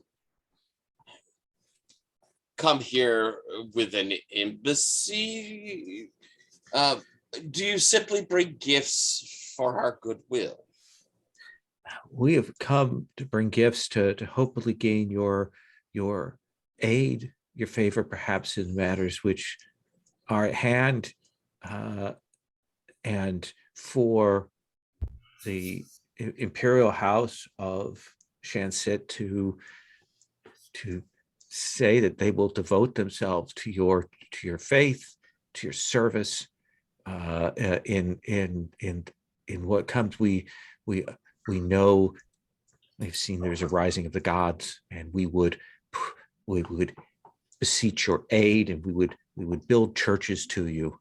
That is I've been instructed by the emperor of Shansit and the other nobles to come and do this. I have brought a number of trained musicians, singers, scholars, translators, young men and women who've been trained in these arts, that they might be useful in your exquisite academy here. That is excellent to hear. And I think I'm going to spend an effort to do a quick miracle. Sure.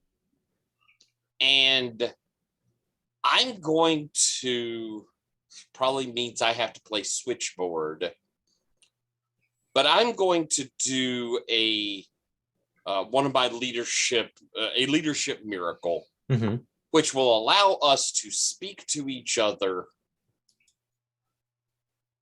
without being overheard. Either That's perfect. as Yeah. Spend that effort, and you can do that. We'll assume it goes back and forth. You don't have to worry about playing any kind of telephone game. Good. Okay. Well, it does seem there's a petition, but they have brought lovely gifts, haven't they? I don't see any cats.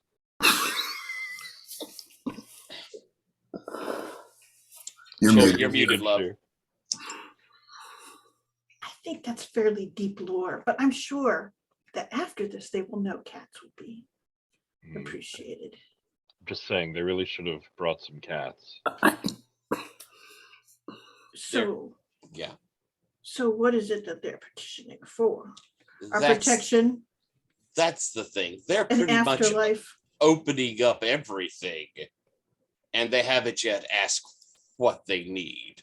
If you're willing to give I smell everything, a problem. they probably have an enormous problem.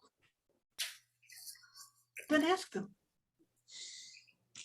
Do we wish to take him off somewhere? Vedro, or Devi? And I'll look over to see if, okay. It's Vedro. Vedro, what do you know of them? What problems could they be bringing to our table? Yeah, I have a couple things I can do here. Because of bureaucracy, I can have a sense of sort of what politics are at play. And I wonder if maybe I get some insight into sort of where this general fits into the hierarchy, and maybe just an overall sense of the health of the bureaucracy of Shansit. Okay. Yeah. Is that a base ability, or is that a miracle? Or is that... It's written as a base ability. Okay. Then I think that you can sense that the bureaucracy, the organization that he's coming from is broken, and in dire trouble. And then I can commit effort to disclose the flaw, so know its current weakness and most vulnerable elements at that time. That's a knowledge. I think it is a hereditary monarchy that has nobles in place at the different major cities along the coasts, and that is always what is vulnerable in a hereditary monarchy is the noble line. And that's destabilizing the. That is not what is destabilizing it, though. Okay. So but they are not strong enough to withstand whatever they're dealing with. You need God's help. If only they brought more coffee. Tassos, what is he afraid of? Can you ascertain? What is he afraid of? As relevant to our interests. He clearly is like right now.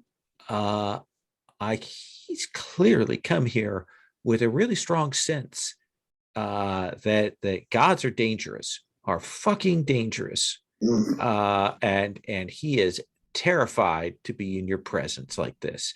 You can tell he expected there to be intermediaries or psychopomps or something being here in your presence. Like he's very, very scared. You almost see like Tasso's eyes swirl to an even blacker color as some like tendrils of shadow and little bits of amorphousness leak off of him and leak off of them as they say, "Us. Oh, he's so wonderfully afraid of us." Oh dear. Ransom, please. Just lean forward very slowly and yell boo in his ear. Just once. You don't have to do it more than once. Maybe we'll compromise. Shall we find out what it is they want then? Threadless? You're muted, my dearest heart. Nope. There you go. And she says, speak plainly. I think we should probably go and speak with him, yeah? She's just saying speak plainly. Yeah. Yeah. All right. Then, kind of, I think there's this almost moment of reverie where it's quicker than like conversation as we finish this, as I go, you, at least a compromise. Yeah, my lord. He goes through a number of like gestures of what he think might be of obeisance to see. None of Tassos that. is just shaking their head more and more disappointedly at every different gesture. No. Do not worry about that. Please. We are very thankful that you have brought these gifts. We would love to sit down and talk with you more of your homeland. And I'm guessing there's a bunch of people around. Yeah. I believe that we can open up some of the casks. I will make sure to pay for it all. A party for our new guests, everyone. Welcome the new people here to Port Ashaba. Bashaba. And certainly you can arrange that. But it's really to get him over here where we could talk to him and hear what he's got to say. And if you invite him to draw closer, he will, though warily, and no one else in his party will come with him. No, we're trying to sit. Like he kind of looks as if maybe one or two of the people there with him might step forward with some bravery, but they clearly want nothing to do with this. And interesting. He will come forward. It is clear that your country has something they need from us. Please let us know. You don't need to be afraid. We need new gods. We have had a dearth, an absence of faith, and that has cost us. And now we know that you, your pantheon, are in the world, and the Empire of Shensin is prepared to convert from the emperor down to make your church the official church throughout the land, to spread word of your faith. I ask, what is threatening you to make you desire? We have been taught a harsh lesson about the new realities of this world. A few months ago, there arose in the Heartlands a demon goddess, Shangura, and she and her 6 butchers have spread flame and fire and put to sword the noble offices of the empire. They have struck at our holdings. They have cut down our guards. They have seized and set to torch the great cities of the coastlines. They have killed the emperor's children who have been sent to deal with them, to speak with them, to fight them. They have all equal been cut down. And we fear that this rapacious demon goddess will destroy everything that is noble in Shanxint and lay waste to all of the structures and the greatness of our empire. And we heard of your pantheon, and it seemed a sign that the only way to face these demon troubles, and now I hear that you have already dispatched the piratical terrifying storm. You've already done that. This should be of nothing for you to do.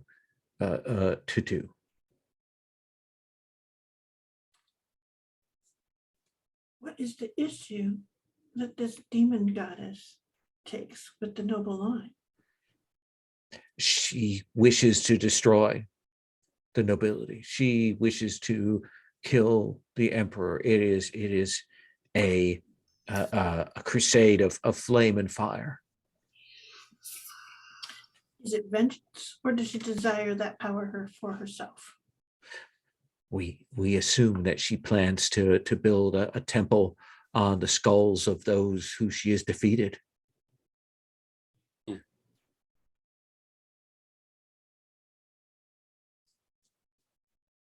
And how do the people react? The people are in fear, especially those in the coastline cities, fear for what is to come. So we need not worry that they shelter her. I don't understand your question. She says they do not shelter. She has put several cities to the torch and forcibly converted some to her faith. Yes. I'll kind of reach and feel. Have there been pleas to me in that land? I think we're up at high enough level that if someone prays to us, we know it. I don't. I think it's this kind of the heartland of where you hear the prayer is like in your immediate region. Right. That's a little further out. But I mean, it's not like there's echoes. The idea is, have they heard of us over there and they're actually thinking of us now? Or is this just a Hail Mary by the high ends of the populace? This is a Hail Mary by the high ends. So they've heard of you through trade and so on, and they've realized that there may be another pantheon, and that if they devote themselves, they can maintain their position.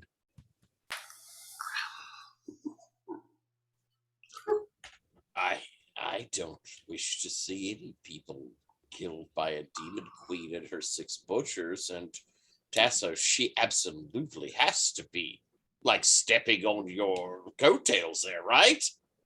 But oh no. I mean the whole demon queen and butchers of blood and fire, that's its own very, very niche set, but I mean we should make sure that she's doing it right.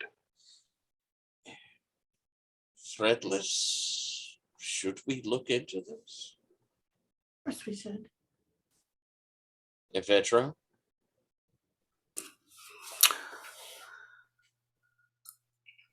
Um,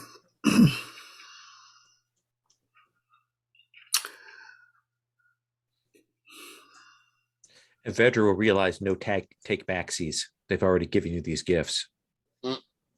Eh, yeah, but I could just take the gifts. No, True. it's yeah. I yoinked the book while he was talking about it too. Oh, absolutely. It's this is not just a book. It is multiple volumes of the imperial private histories It was just done like in yoink, vellum. grabbed. ooh, private. I think Evedra's been watching Threadless because here we are coming in to try and save an emperor.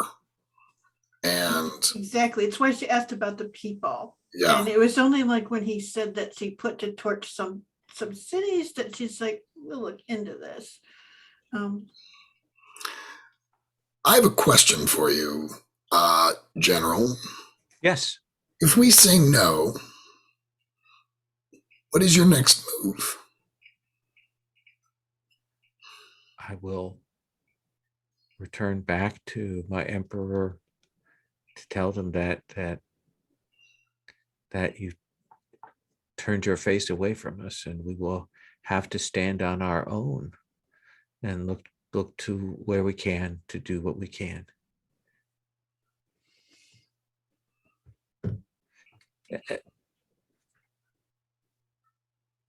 You tell he doesn't want to like give you any sense that he's like going to go to somebody else or anything like that, but you know that like the next thing is to see if there's anybody else out there that has. Evedra's Or at better. least you know if he's lying, right? Hmm? Don't you know if someone lies? Do I? Let's see here. I think you do. I don't think so. I have had characters too. But I do not think Oh, she's maybe one that's of what I- them. Oh, I got you. Okay. Dan, did you have something that tells if somebody's lying? That's a great question. Oh, let's see. Yeah, I thought someone did. But here's the thing is, who cares? Of course he'll go Yeah. and look for someone else. We would too. Yeah, So it's not like he's, depraved in any way. And she sort of steps and says,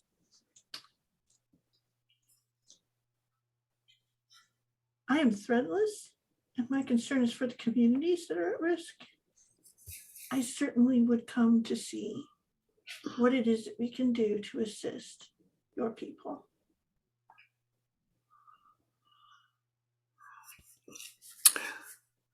I think Evedra is tired. After this long battle with the storm, and is anxious about on the one hand his personal life, but also just sort of rebuilding the island and establishing a strong foothold there. I think he's also starting to feel a sense of responsibility for his followers and worshipers, which are sort of a new feeling for him. And that, I think, is weighing on him. As much as he wanted to take a vacation before, he's feeling a little bound. Mm. But the coffee is a strong pull. So I think Evedra says, my colleagues agree that this is worth investigating, so I will go along with it.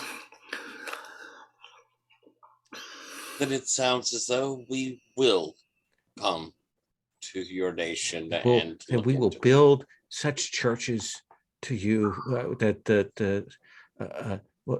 the cult the imperial house will be reshaped and set to you and yours. You merely to tell us your specifications for the temples, for what honors we can give to My you. friend, the church we build is in belief. It is not in granite and stone. When we come, your people will see us.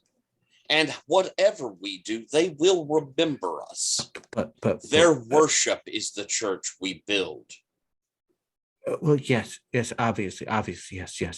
Know maybe that more cats next time. know that we will establish the permanency and cats. You say Yes, white ones, obviously. only white ones? Well, I mean, I'm sure you have other kinds of cats. But I mean, do we need to kill the other kinds of cats and just have white ones? No. Oh, Oh, just Sorry, I bring me did the not white understand. cats. Okay. Oh, and she sort of stops and she goes, please, I am the builder among the four of us. I will certainly speak with you. And he seems relieved at the positive reception and that none of you have struck him down.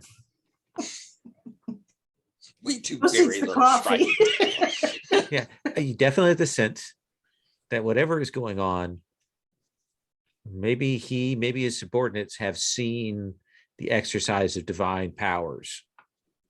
And that's why he's as afraid as he is, because he understands what they can do.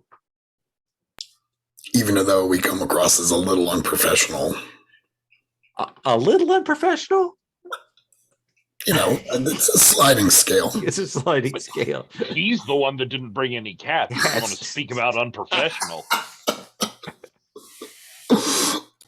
Do your research.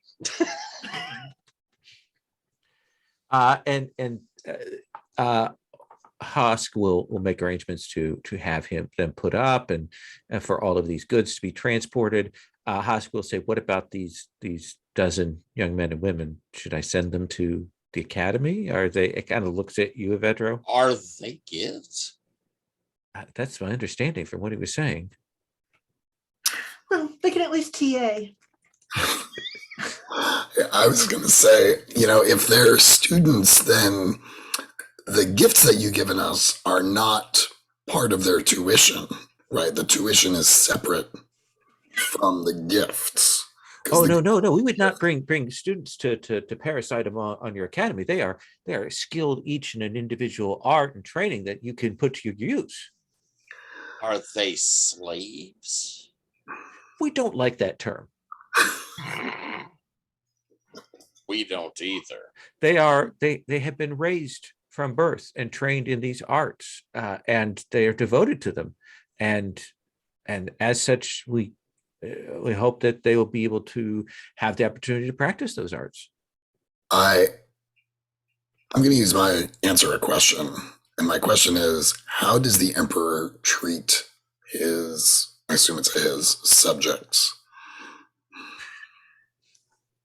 If this were a simple answer, I think we could give it to you, but I'm not sure I can give you an answer to that. You know what I mean? Like you're asking about the whole of the empire in a big way. I think the lack of an answer is just the answer I was looking for. Yeah. I do think you definitely get the sense when you can read this. These young people are not slaves, but they are people that are given over into service. They're not free. Such that their families can maintain their positions, that their families can pay. Pardon? Hostages. No, in the sense that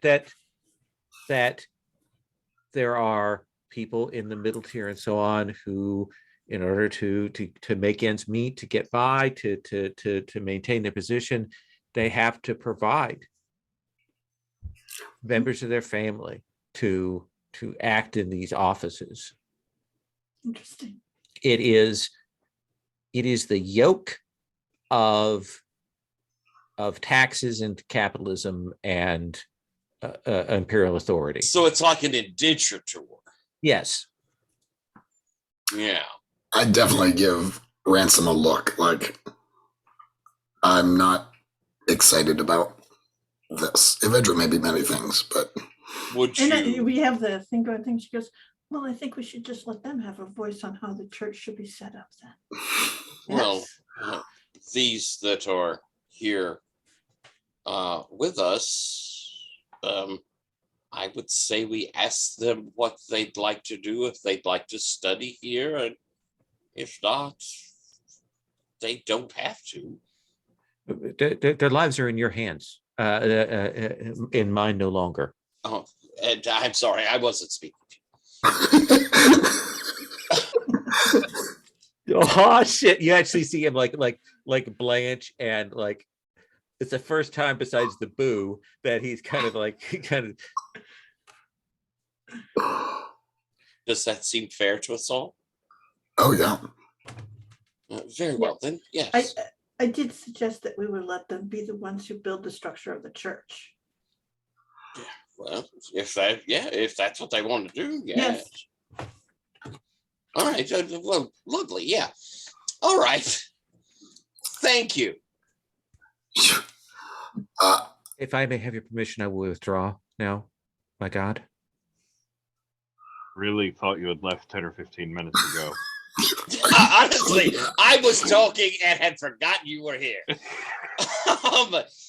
I understand. We are so far beneath you. And he will withdraw. No, it isn't that. I just No. really had I stopped understand. It's all coming right. there It's and, all right. It's all right. You know, you're You swell. need say no more, my lord. That's wasted. Get a drink. I'll just get down on my hands and knees as I No, back do away. that, please. Just you can No, even turn that's around and appropriate. walk. Oh, sorry. Okay, Tessa does like that. I'm going to enlist Tintefa to kind of give these kids a tour of the school and kind of sort of take charge of where do they see themselves fitting in, either the school or the town in general. And I think Tintefa will come back to kind of after a while, maybe the next day, and say they really kind of don't believe me when I tell them that they can do what they want. If they want to do musicals, if they want to study or so on, they don't quite understand. I am not very excited about liberating this emperor. You can liberate the people in the doing. Yeah. I hope you are right. And maybe we'll find whatever structure they have there isn't completely irredeemable, but I mean, in the end, this doesn't sound very good. She stops and she says they've allowed us to build and set what the church must be. If we make a church that protects the people, Exactly. gives them voice and say, And that things is- to be afraid of, Tessa. Don't worry. It sounds perfect. We're going to meet a demon queen, and that small man is going to bring me more cats. I'm glad to hear that you've thought it through, Tessa. She smiles. She knows you have thought it through. At least she hopes she. And I think there will be a bit that were kind of like the last thing on this. I think is I think that Unsoning comes to you and kind of he's been around and kind of heard this, and he's like, "Are you going there to Shansint? Right. Because it sounds like there's destruction to be done." Yes. Then this is where, now I'm not a prisoner, of course. No. So, but I think you might take me along if there's destruction to be had. I would definitely appreciate a consultant instruction. Excellent. I'll ready myself. Hopefully we'll see some new things to destroy. I hope so. Can I have one quick second Sure. with Ordevi? Yeah. I think as it's late Falls of the tonight. evening. Yeah. Yeah. And I think might be this sort of thing of when it gets to night, Ransom always makes sure there's some time for him to see Ordevi. Like they're, always making sure to check in on his friend. you know, when it seems like the day is stuff going on, Ordevia has always got someone he sees. Yeah. And, you know, we're sitting chatting, bugs between us, talking over what's going on. And your brother did not seem like he was all that interested in traveling. And I thought I knew you would want to see new things. It's interesting you observe that he. I think this last trip took a lot out of him, and while he was ready to leave the complexity of the school, you know, the politics of the school behind, um, our newfound capacity to observe how systems work has maybe piqued his interest a little bit. Um, as you know, we are terribly curious and love to learn more about the world. But I think also that experience with the storm giants certainly, what am I trying to say? Certainly made him more aware of some of the injustices in the world. Well, that's good to hear. I just was thinking, and I'll slug back and empty my mug. It'd be kind of nice if he stayed here and you came with us, or Debbie. Well, as you know, everywhere that my brother goes, I go. Well, is that absolutely necessary? And I'll fill up my mug. Another drink? This coffee is excellent. Yes, please. All right, that is a great line for us to end on. Let's say let's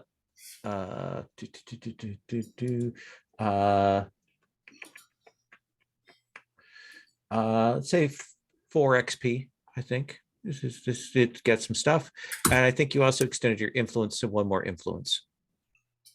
Nice.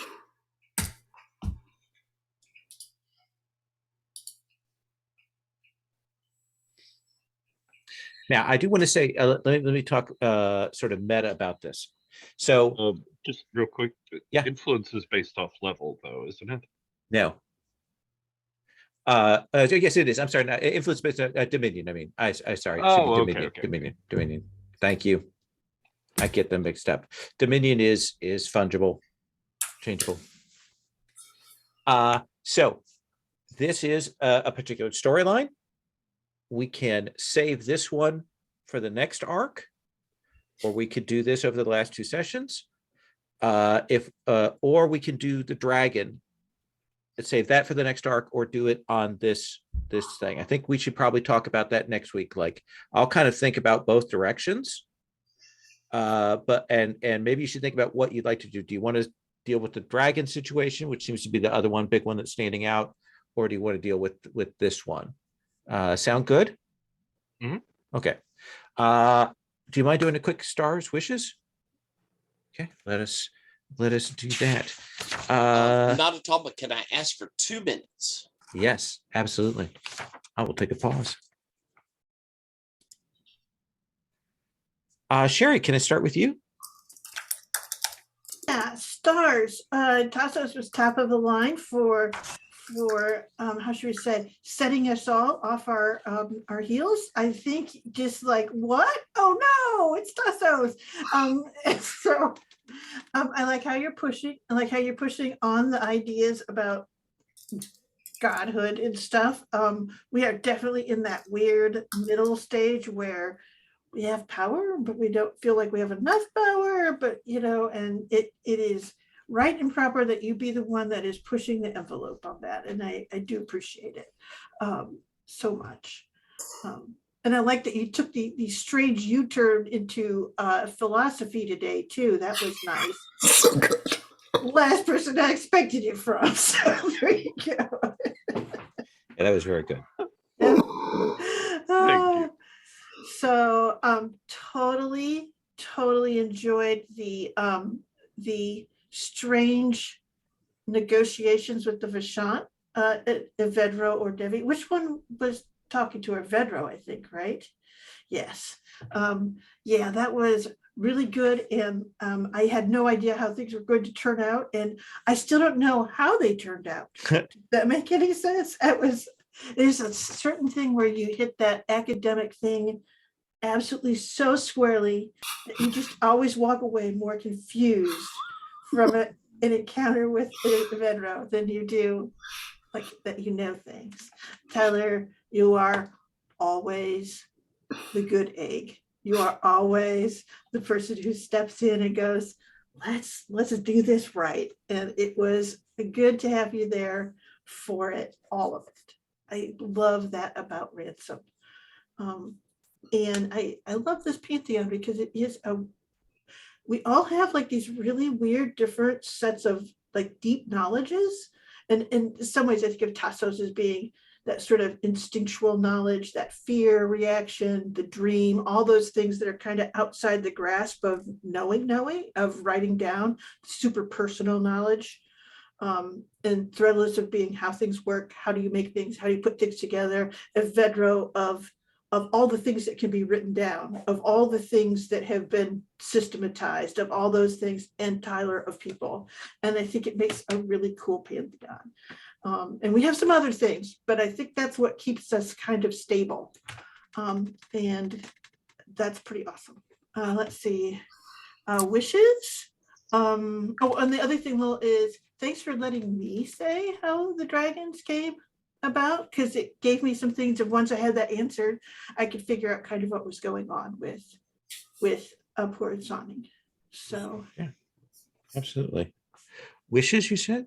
Yeah, I'm just gonna have to go and punch Tanuja, so she can't be asking him to take his shirt off. Yeah, exactly. Gonna have a course correction on that one. Little Missy. So Got a hold of HR there. Yeah, exactly. And hello, I'm HR. So I don't care if you're dead, I can still punch you. So there. Continue to toxic ghost. She really is. Good times. And what I'm looking forward to, whatever we decide to do, take care of this demoness, or take care of the dragon, I'm half for it. So I'm really looking forward to it. My wish is that we get one of these set aside so we can build some more legend and then go into that last tier as, stepping into our power and our responsibilities. Sounds good. Evedra or Devi? I also really enjoyed doing that negotiation. That was weird and fun. And I was like, you have the two worst characters for doing this negotiation. Where the agenda of the negotiation was not represented by our own personal agendas. And I thought that was perfect. I loved every second of this session. I thought this was so much fun. There was so much interesting character interaction, and it gave us lots of chances to kind of spread our wings on our characters a bit. And I'm trying to think if there was any other standouts for me. No, the whole thing was great. Do I have any wishes? My only wish was that we keep going, and it sounds like we're going to keep going. So. Yeah, so that's really good. I don't have a strong preference on demon or dragon, honestly. I just think either will be a lot of fun, and both are very meaty in terms of narrative. So that's all I got. Awesome. Tyler. My opinion, this was phenomenal. Oh my God, I could do us dealing with each other like all the time, and that may come to my wish as we go. Big stars. First off, lol, this new introduction is fascinating, interesting, and really plays into kind of what we're, the Pantheon building, the follower building. That's neat. And to have someone actually address us as a Pantheon hit me surprisingly hard. Sherry, what you said was brilliant. It makes so much sense because I've always sort of struggled of what pantheon would we be, but you have put together a beautiful concept of what we would be, and I really like that. So huge star to your star. It was phenomenal. It helped me a lot. I thought that there were several great moments. I loved the Tassos and Evedros scene, how tense it was. I thought that was really cool. I loved the chance to work with both you, Sherry, and Dan. I didn't get a scene with Tassos, but in both of our scenes, it was so cool. Y'all are wonderful scene partners. It was so much fun. So super happy, great session. Wishes. I might lean toward just going into the new place, just because I think if we deal with the dragon, that also brings us into conflict with our neighbor country because they ask us not to. Mhm. That feels like a very immediate, whereas this one feels like an adventure. We go over there, and if we do well, we get new folks. So that's why I leaned it in a little bit for the next two. And my further wish is, I think seeing us try to work out what it means to be a pantheon, to build up and people that believe in us and why they believe in us is fascinating. So that is a part of this one, and looking forward to, if we have that time gap, we're going to have people who are believing in us for a reason, and I love the idea of figuring out why they do it. Awesome. And last but not least, Tassos. Y'all all said it, but I really love the storyline of this guy approaching us and the whole problems of that kingdom and their approach of, well, if we just buy ourselves some new gods. It was a really unexpected angle to come at us from. Particular things, Tyler, I really loved you like leaning into taking on the pirate giants, the seafaring giants, and how that sort of evolved into you talking about how your concept of like the family of your ship is growing, and like how the ship had to grow to expand and fit that family. That whole, like, how that all tumbled into each other was neat. Dan, I like seeing Evedro grow, grudgingly in fits and starts, bit by bit, but these like other considerations that are coming into his mind rather than just how much people are thinking about him. And I also, just as a brilliant moment, Evedro running over to the cask of coffee, inhaling drunkenly, and then loudly telling everyone that he didn't care about this. This is not for me, and I don't like this. Stop looking at me. It was just a great moment. Brilliant.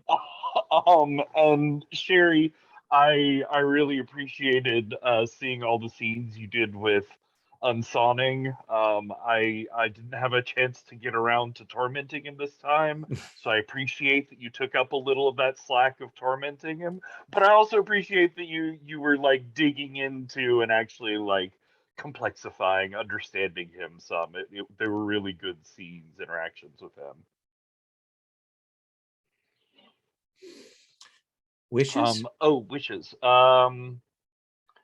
I want to check in and see what the unqualified string of successes that the twins have had going for them recently has looked like. Okay. Absolutely. I will give you their unqualified chain of successes. I have you on record as saying, I don't care what happens to them a while back, but I just want to know. So realize that. Good session, everybody. I love the character interactions. I love having a chance to play with this. I love you doing the pivot with the stuff that kind of comments on the bigger picture. So good stuff. I am going to stop the recording.